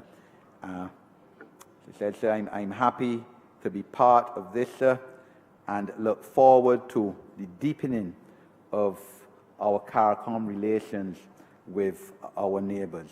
I'm obliged to you, sir. Honourable Member for Microsoft Central. Thank you, Mr. Speaker. Sir, I will be brief. I rise, of course, to support this bill related to the Caribbean community and its strengthening and the realization of its full scope and potential as envisaged under the revised Treaty of Chaguaramas. So, of course, I support what is presented in this bill, and what it is attempting to achieve is something that is very important for the economic integration of this region. But furthermore, sir, I could not be silent. Having heard the Honourable Member for St. Michael West, the Leader of the Opposition, rehash and repurpose and repeat the same old rhetoric with respect to growth, the same old rhetoric with respect to productivity. And you know, you will have to understand what something looks like, what something is, in order to recognize what it is when it is before you. You have to understand what growth is to understand what the strategy is or is not. Now I understand the source of the Cliff Notes might now be looking in another direction. The source of the advice might not be as immediate as it once was, now that that source is engaged in other more productive activities. But let us get real. I have stood in this spot, in this chamber, sir, and outlined a 7-point growth strategy. Interestingly, where point 7 had to do with the fact that this Barbados Labour Party government has decided and has identified as a key part of its strategy engagement with CARICOM and with non-traditional partners as being fundamental to the unlocking of investment opportunities in this region and to the economic integration of Barbadians and their businesses and their economic activities and aspirations, so that the markets that are developed are not just the Barbados market, the markets that people reach are really about the region. So it suggests to me that either people are not paying attention or do not really have another platform on which to speak on these matters. So let me help clarify some things briefly. Sir, growth comes from investment. Investors want returns. And that's one of the reasons that we have now the most attractive corporation taxes in the history of this country. It is true that we had to take a decision with respect to convergence of our tax rates. But what is also true is that this government took the bold decision to converge our rates down rather than up, such that we now have the lowest non-zero corporation tax that you can find as an investor who is looking for a market for their investments. So that between 1% and 5.5%, you will not find anywhere. It means that most companies are paying an effective tax rate of about 2%. You see, part of the challenge that we have, it seems, is that we are looking for the same old type of growth strategy where a government stands up and says, we are going to focus on this sector and this other sector and this other sector. That may have worked for a time, but that is not what is going to generate growth and put money in people's pockets in the third decade of the 21st century. And if you read the Barbados Economic Recovery and Transformation Plan carefully, what you find is that our focus for growth is on, one, making sure that we establish and we can support a high-skilled, knowledge-based economy.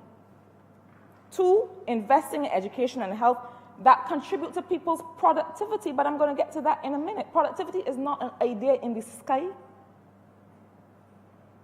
When you invest in people's education, when you invest in making sure that they have access to sustainable and quality health care, you are investing in productivity. If people are not well, they cannot produce. If people do not have the wherewithal and the skills to have access to higher levels of income, then you are not expanding the range of choices available to them for their own well-being, for choice in the livelihoods that they want to pursue. So when we talk about productivity, understand that productivity is not just something that you measure and set to one side. You have to understand what really contributes to people's productivity. But I will also say this. One of the barriers to investment, the investment that creates growth, is when people do not have a clear and predictable environment for doing business. Now, we talked about the fact that the Productivity Council was closed. And I hate to correct the honourable member for St. James North, my friend, who had to so urgently speak before me. But I want to bring some clarity to the issue because the Productivity Council was part of the Ministry of Economic Affairs and Investment.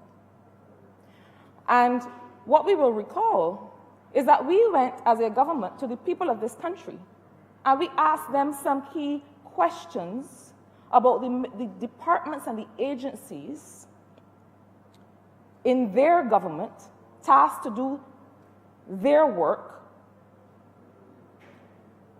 and they gave us some answers. The response rate to that survey that we put out was beyond anything we could ever have imagined. People had something to say and they said it. And what did they say?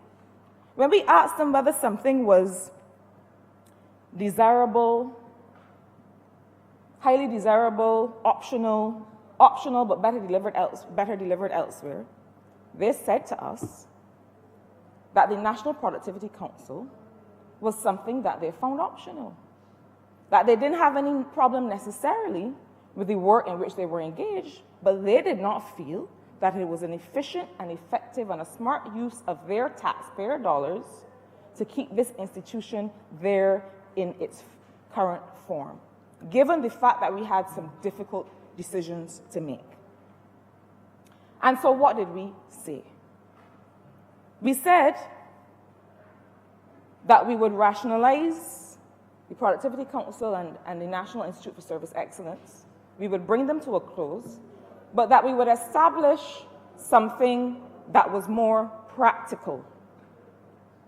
And what is that something? We had a conversation with the World Bank, the people who are responsible for publishing this information on doing business. And let us not fool ourselves. This is not just a survey. People watch these numbers. Before people put their money somewhere, they say, "Nuh-uh, Barbados? No, Barbados dropping all the time. I ain't putting my money there. I'm going to the Bahamas." People watch these numbers. People quote these numbers to us. We went to the World Bank and we said, you all are the people responsible for publishing this report. You all are the people under the last administration that had this country falling and falling and falling. We know why they were falling, but we wanted to be able to address it directly. We asked them to come here and to take a look around, take a look at our processes, take a look at our ministries and agencies and departments. And since you are the ones that help do the measurement and you've created the survey, let's have some discussions about what are the reforms that we need to look at. And we had those discussions. And the World Bank produced what they called a reform note. And they gave it to us, and it had some very practical considerations for things that we could do to really improve the investment climate, not just for large investors who are bringing millions of dollars, who have started to come back based on a renewed confidence in this economy, based on the fact that we completed successfully a domestic and an external debt restructuring when other people said we could not do it. So successful that our bonds are now trading at par, much higher than anybody ever thought, unheard of after a restructuring, because people believe in this country and in its leadership and in where it is going. So don't tell me that you don't have any growth strategy, because that is what growth looks like.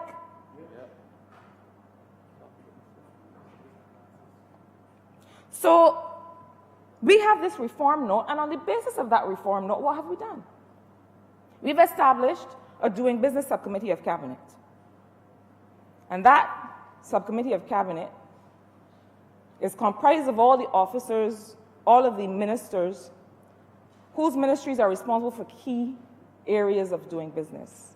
Minister that is responsible for the port. Minister in the Ministry of Finance, the Honorable Member for Christchurch East Central, who is responsible for customs. Minister that's responsible for commerce and small business, and several other colleagues. And it is not just to sit down and talk about what doing business looks like. It is to bring all the technical officers and to say, listen, this is what we've identified that you need to do. Tell us the steps. Let us agree the steps that we are going to take along with the resource allocation that is necessary to do it. Because it doesn't make sense identifying steps if you don't have the money and the resources necessary. Let us identify those steps.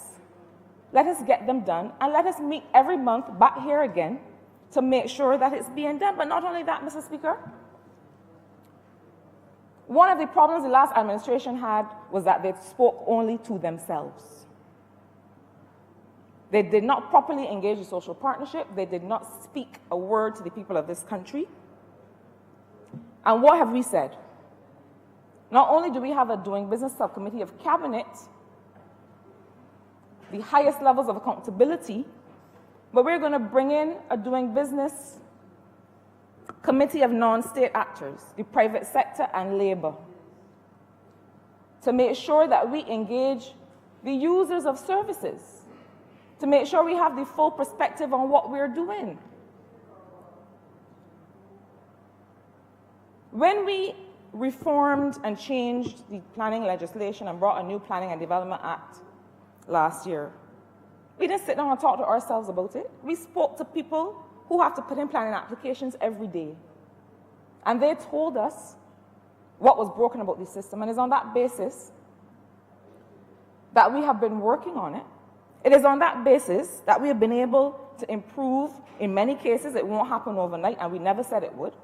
But we've been able to improve the speed with which we respond to applications. That kind of speed and efficiency and predictability is what drives investment, which in turn drives growth.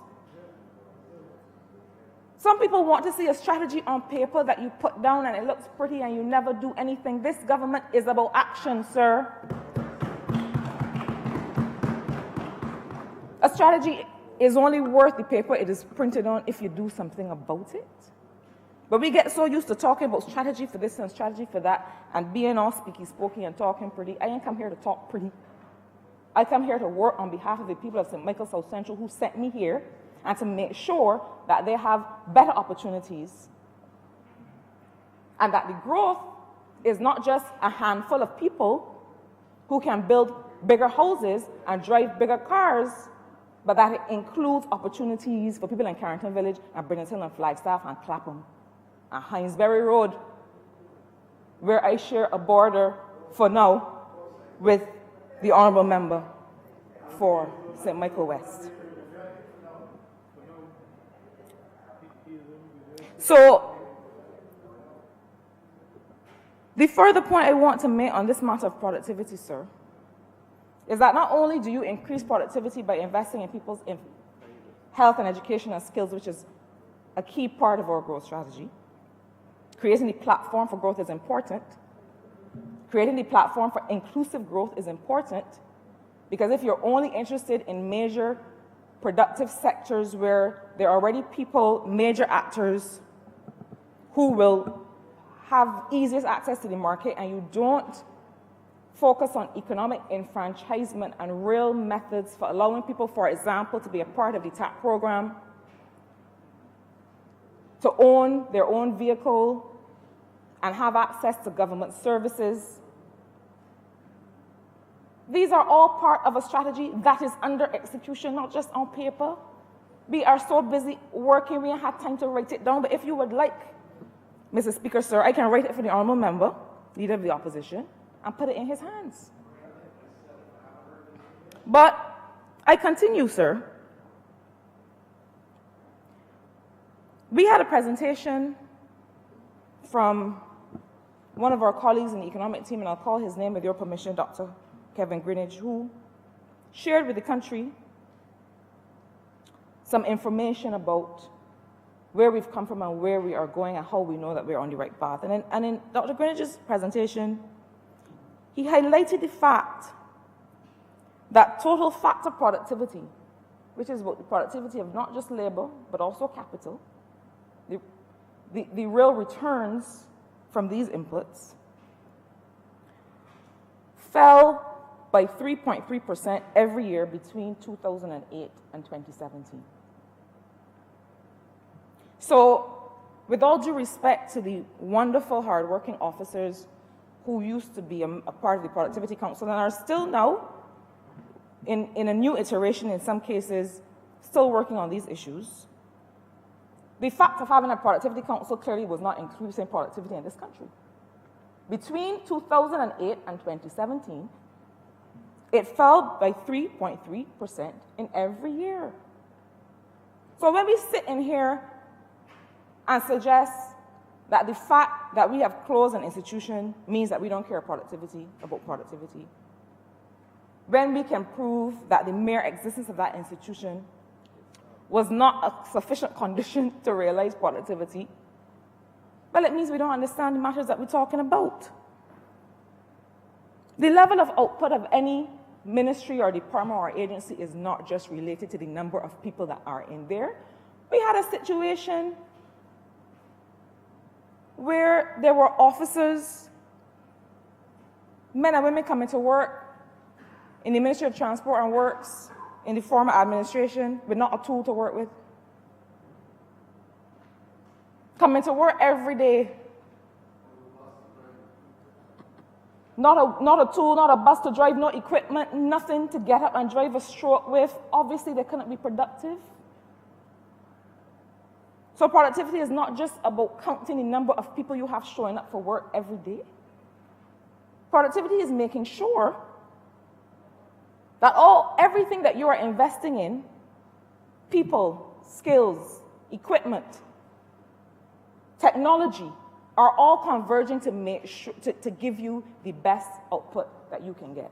I can have 5 people standing in a room, or I can have one person with a decent piece of hardware, or piece of software or equipment, or with the appropriate piece. And that one person is able to deliver much more than those 5 people in a room. So let us not get confused with counting the numbers. It is about being able to show what you are getting from the use of the money of the taxpayers in this country. And one of the exercises we went through, and that's why we created the Ministry of Innovation, Science, and Smart Technology, is that we're not just looking at, in our first principles exercise in each ministry and department, going back to basics and looking at what is the public interest that we are trying to serve, what is the public mischief we are trying to avoid, or is there any group of people that will be disadvantaged or stand to more greatly benefit from this measure? That's 3. And 4 is what? Can technology add value, increase productivity in this particular area? And in many, many, many cases, the answer is yes. So I believe that Barbados has realized that it is not just about putting people to sit down in a room. It is not just about building a building. It is about making sure that you have a common sense analysis of the activity. It is making sure that you look at who is supposed to be benefiting and how they're supposed to be benefiting, and that you really measure that benefit. That's the reason that when we looked at how the Accident and Emergency Department of the Queen Elizabeth Hospital was functioning, a first principles approach to the operation, we realized, well, listen, we need to change some things in here. And we made those key investments. So don't let Bert fool you. There's no fellow named Bert. There is a group of men and women leading the government of Barbados and the people of this country who are clear in our minds what our destination should be. Ain't no fellow named Bert.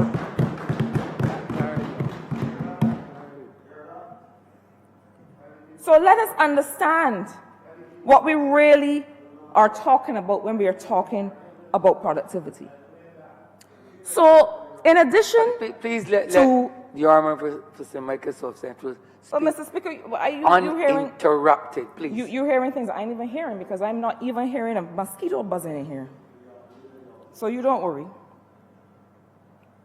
In addition to changing that 50-year-old legislation, that was the town and country planning legislation, in addition to giving a 2% effective corporation tax, the other thing that we've done is that we've been able to put money back in people's hands. Because when people can spend, when people have money to purchase goods and services, then money is turning over in the economy, and that is how our small businesses, for example, can grow. So that when we were able to put almost $300 million back in people's hands through rebates and through the return of money from CLECO, that, sir, is a growth strategy. So that people are able to participate in the economy again.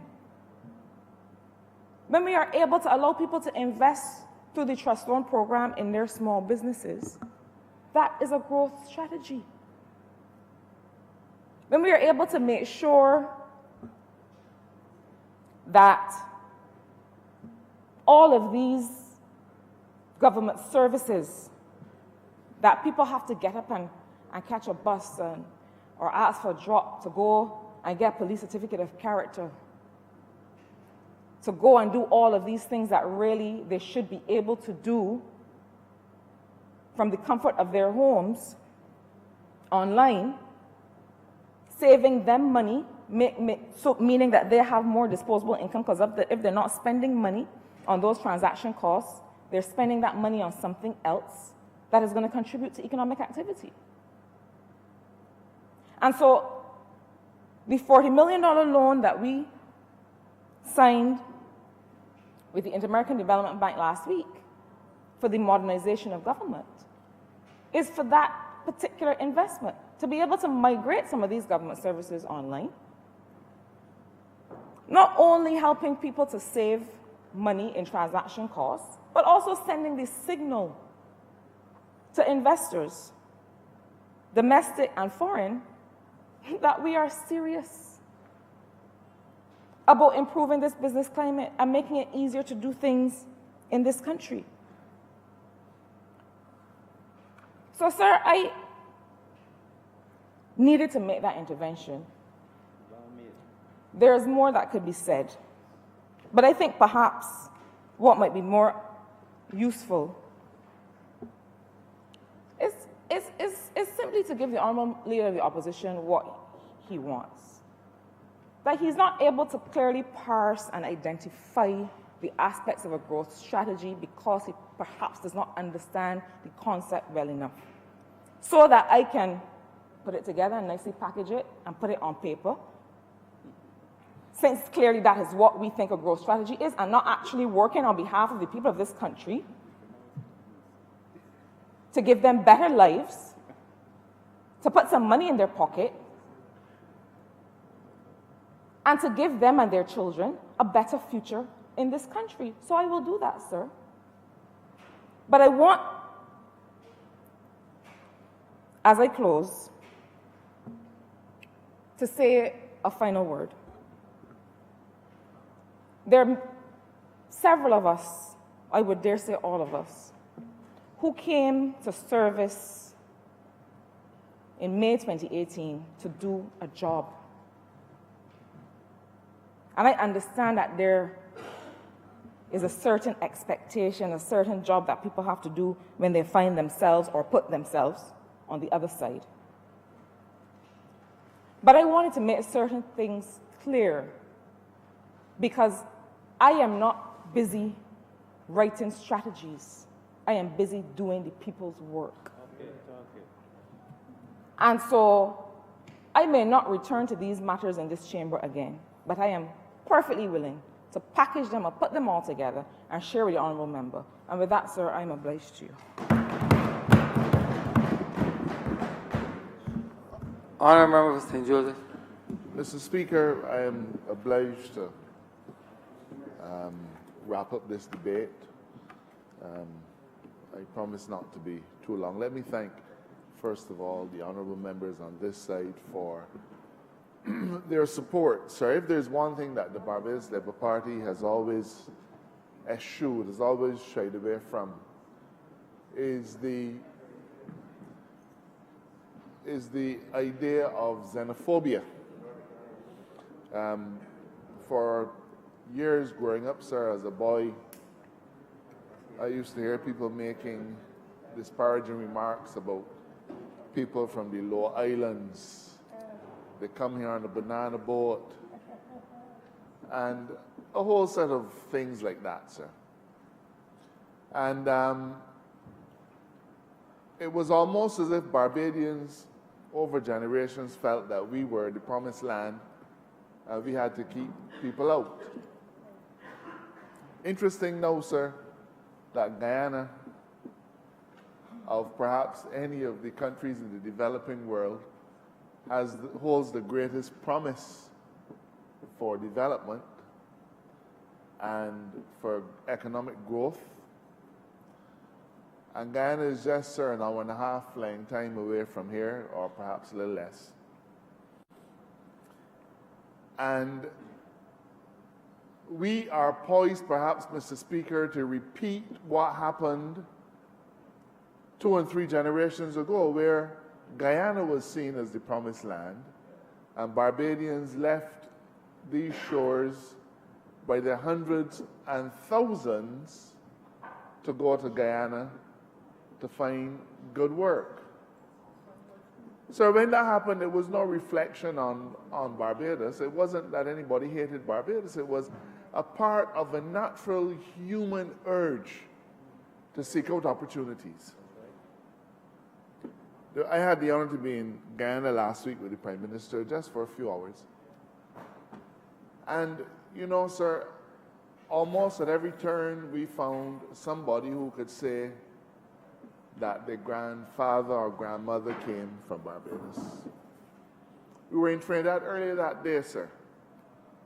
And at every turn you could find somebody who said, my grandfather came from Barbados and was a policeman. My grandfather came from Barbados and worked in the oil fields. It is little wonder then, sir, that the Right Excellent Errol Barrow spoke with such passion back in the 70s when he said that the Caribbean people were not waiting on the political class for freedom of movement, that for them it was a lived experience. But somewhere along the line, Mr. Speaker, Caribbean countries started to close up. It was almost, well, we know when Barbados started to close up. Barbados started to close up in 2008. And the irony, sir, is that the then Prime Minister, now deceased, David Thompson, delivered himself of perhaps the most damning words a Barbadian might ever come to hear: ever so welcome, wait for a call. And set about systematically chasing our brothers and sisters from Guyana back to Guyana.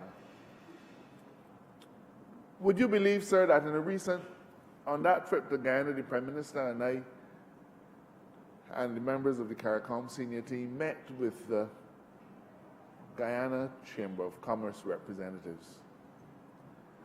And apparently, the lead of the Guyana Chamber of Commerce delegation had posted something on social media saying, I am going to meet with the Barbadian Prime Minister today, who is chairman of CARICOM.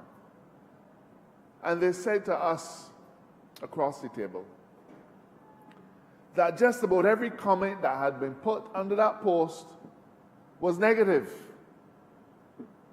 Why are you going to meet the Prime Minister of a place that for years have been treating Guyanese citizens with disrespect? And whether you like it or not, sir, we've had a similar reputation with Jamaicans.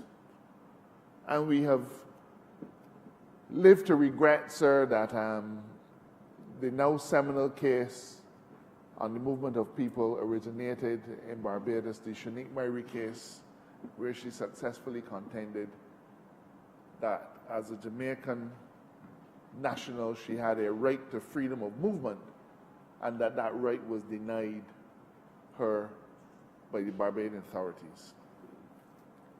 Mr. Speaker, the Prime Minister mentioned the Population Commission.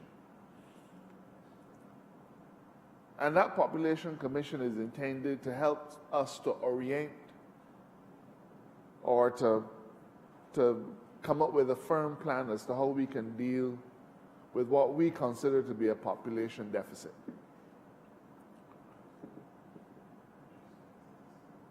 I think it is reasonable to expect that as the Barbadian economy improves, people will once again want to come to our shores to live and work. And we need, Mr. Speaker, to adopt a welcoming stance for our brothers and sisters from across the region. And we are consistent in our approach, and in the next 2 or so weeks you will hear in this chamber a debate on a new immigration act which will hopefully entice Barbadians, second and third generation, once more to see Barbados as their homeland, even though they might have been born elsewhere. So we're consistent. We were consistent when we were last in government about the importance of Caribbean people moving freely from place to place without having to peep over their shoulder and only knowing that they would be welcome. We've been consistent, sir. I well remember going into the last election, going into the election 2008, meeting a lot of people who would say to us, you know, we support the Barbados Labour Party, but we don't like what you're all doing about these CARICOM national things. And I have no doubt, sir, that one of the contributing factors to us losing the election in 2008 was because there was a class of Barbadians who felt that we were either going too far or going too far too fast. You must ask yourself, what is it about the Barbados Labour Party that, having been punished in the polls in 2008, that we will come back today to expand the categories? I'll tell you what it is about the Barbados Labour Party, sir. Because doing the right thing is important. That is what it is about us. And they say, sir, that you can always change your policy, but you should never change your principle.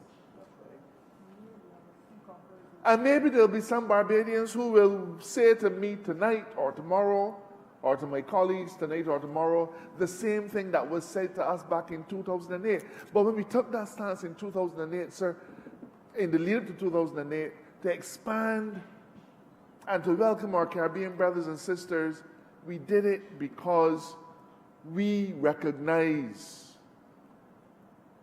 that for many years, Barbados was the beneficiary of the opportunity to go abroad and live and work and feel welcome.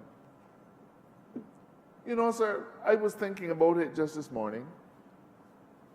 I don't know of any other country in the region that has awarded the highest commendation to lawyers from outside Barbados as we have. And I just went through it in my head. We have a number of lawyers who have been admitted to the inner bar, sir, QCs, who are not Bajan. Who are not Bajan, sir. But I can't tell you of any Bajan QCs who were, well, awarded silk in Jamaica or anywhere in the OECS. I don't know of one. It takes a stiff backbone to be able to recognize excellence even when that excellence did not originate from within your bosom. Barbados is truly a wonderful place. Now, Mr. Speaker, I began by mentioning Guyana. And I will say to you that we've already begun the discussion, even though we have awarded a license for the exploration of oil. We have already begun the discussion to see how Barbadians can find economic opportunities in a flourishing Guyana today and in the years to come. We are having that discussion, sir. And Suriname has also discovered oil. And I'm happy to say that our bilateral arrangements with Suriname are such that we are being welcomed to Suriname to participate in their bounty, so far only in the agricultural sector, but possibly in the oil sector very soon. This chamber might not remember, well, all of us might not, that in our last term as a government, we established something called the Barbados Coalition of Service Industries. And the mantra that we tried to get to resonate was start looking outside of Barbados for economic opportunities and services. Now, sir, how could that have been possible? How could Barbadians have reached out into St. Vincent or St. Lucia or Trinidad and dare to seek out economic opportunities unless there was a reciprocal arrangement where they had a right to be there and to seek out those opportunities, sir? That perhaps more than anything else demonstrates the importance of the freedom of movement of Caribbean skilled nationals. We have Barbadians who get on airplanes every day of the week and fly to St. Lucia and work, and fly to Grenada and work.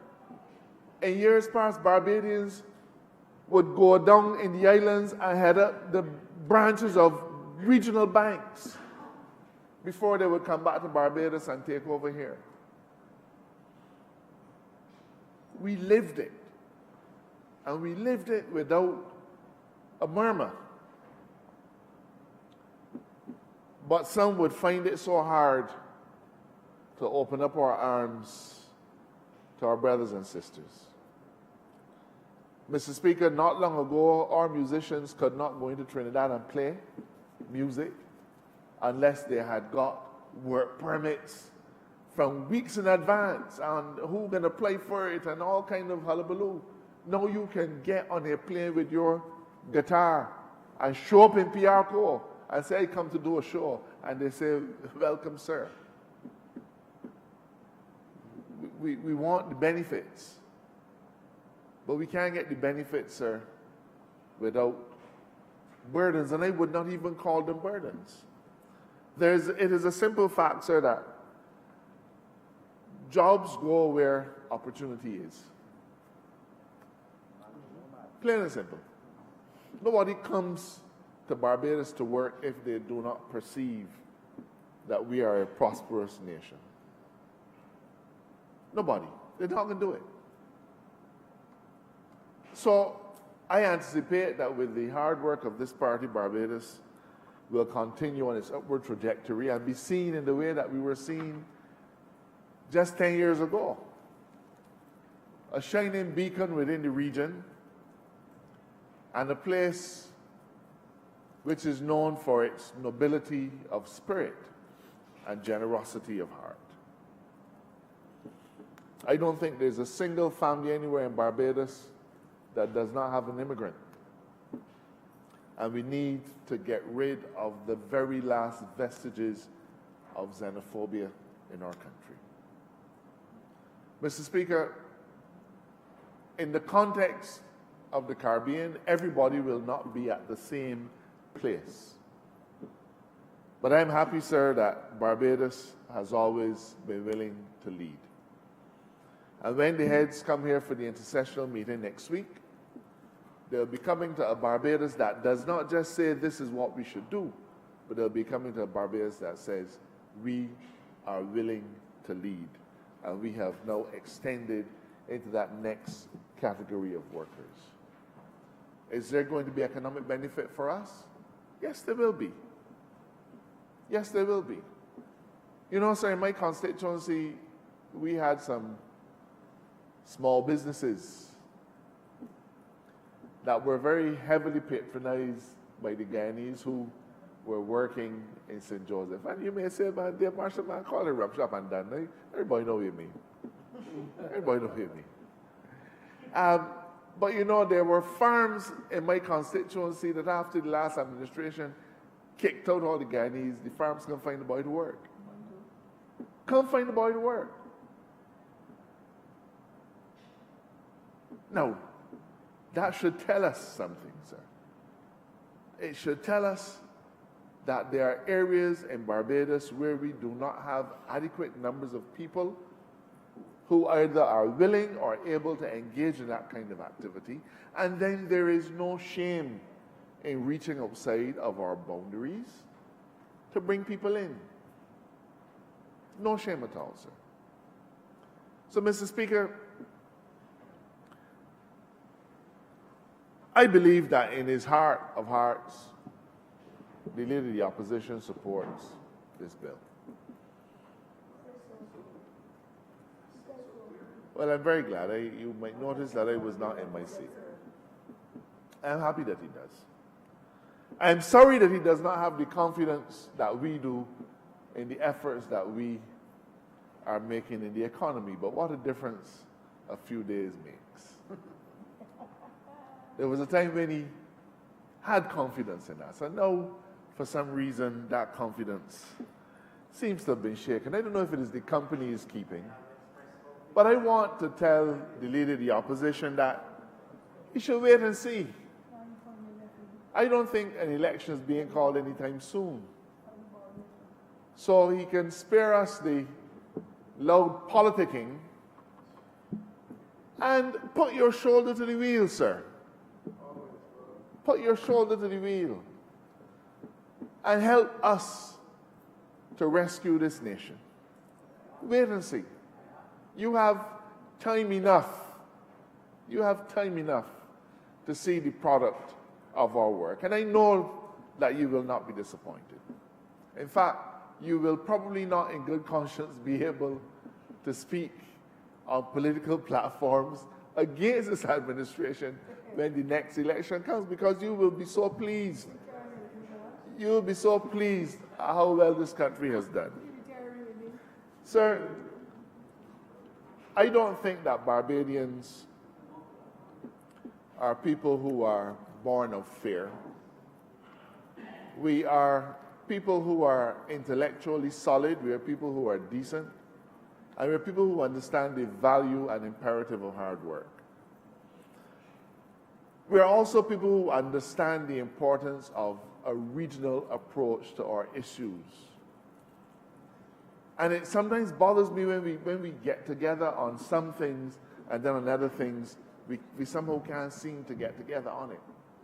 So right now, sir, the region through CARFA is getting together to fight the coronavirus, because we recognize that they are, as a small collection of states, an archipelago of states, the longest flight between any of us is probably 3 hours in a straight line. And we can't fight these things alone. The Prime Minister just last week called for a regional approach to energy. And sir, with all those things, we have to have a regional approach to labor. We can't have a regional approach to our economy, to our finances, to our procurement, to our health, and not have a regional approach to labor, sir. And I'm proud to be able to stand in this chamber as we take this next step, whether we are in front, whether we're far in front, or whether we're just ahead. Barbados and Barbadians have always led. And I'm grateful for the support of this chamber in the passage of this bill to extend the ranks of the individuals who can now move to Barbados and outside of Barbados freely, because these are reciprocal arrangements. But it's not just about us coming in.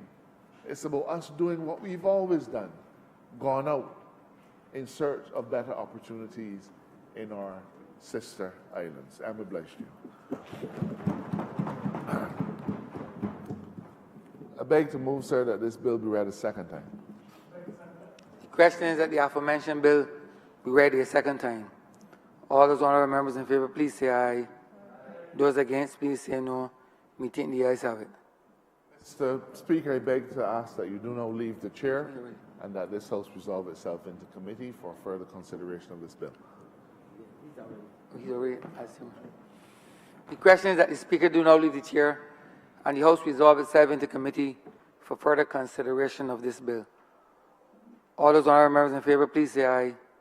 Those against, please say no. Me think the ayes have it.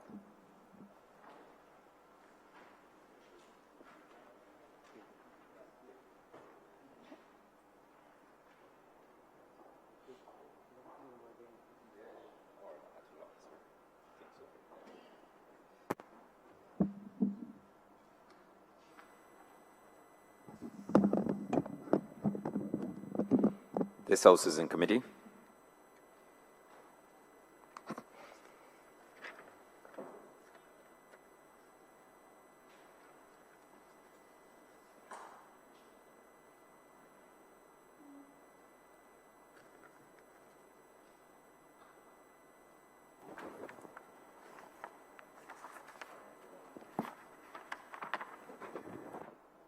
Clause 1.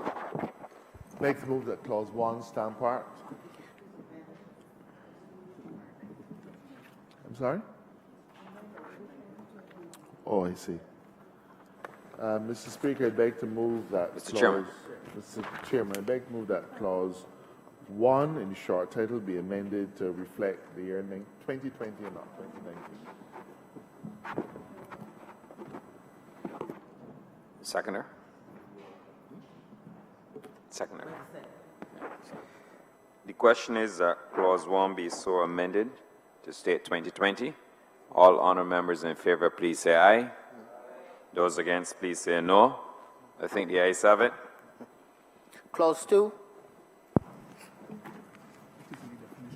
beg to move that clause 2 stand parked. The question is that clause 2 stand part. All honour members in favour, please say aye. Those against, please say no. I think the ayes have it. Clause 3. Beg to move that clause 3 stand parked. The question is that clause 3 stand part. All honour members in favour, please say aye. Those against, please say no. I think the ayes have it. Clause 4. 4 stand parked. The question is that clause 4 stand part. All honour members in favour, please say aye. Those against, please say no. I think the ayes have it. Clause 5. Move that clause 5 stand parked. The question is that clause 5 stand part. All honour members in favour, please say aye. Those against, please say no. I think the ayes have it.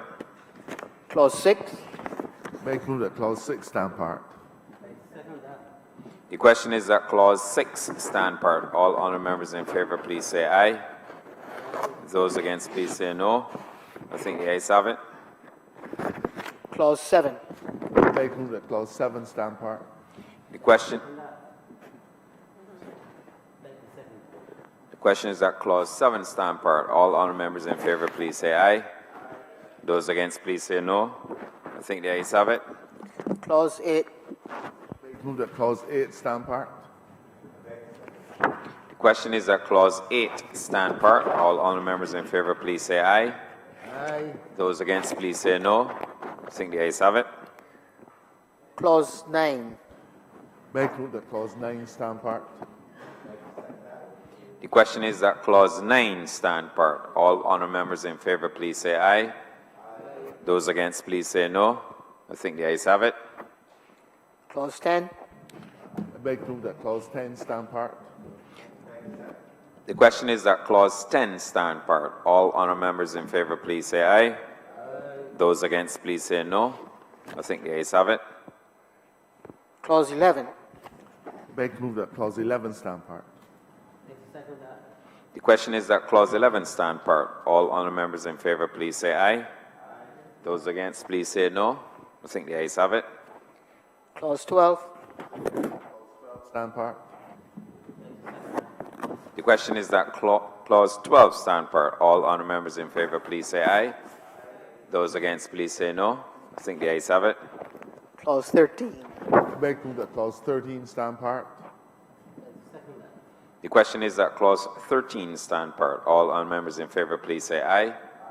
Those against, please say no. I think the ayes have it. Clause 14. Beg to move that clause 14 stand parked. The question is that Clause 14 stand part. All honour members in favour, please say aye. Those against, please say no. I think the ayes have it.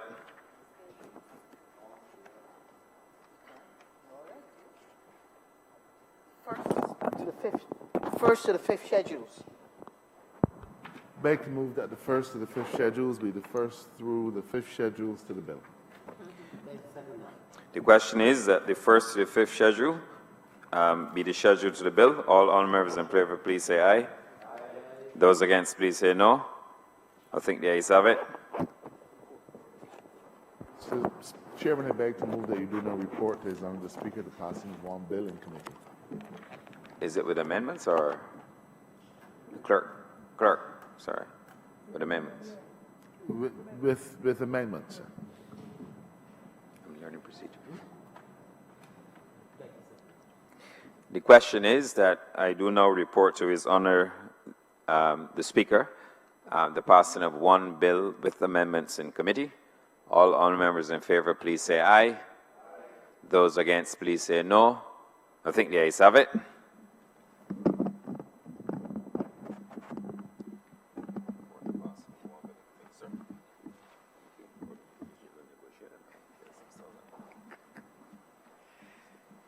The Chairman of Committees has reported the passing of one bill with amendments in committee.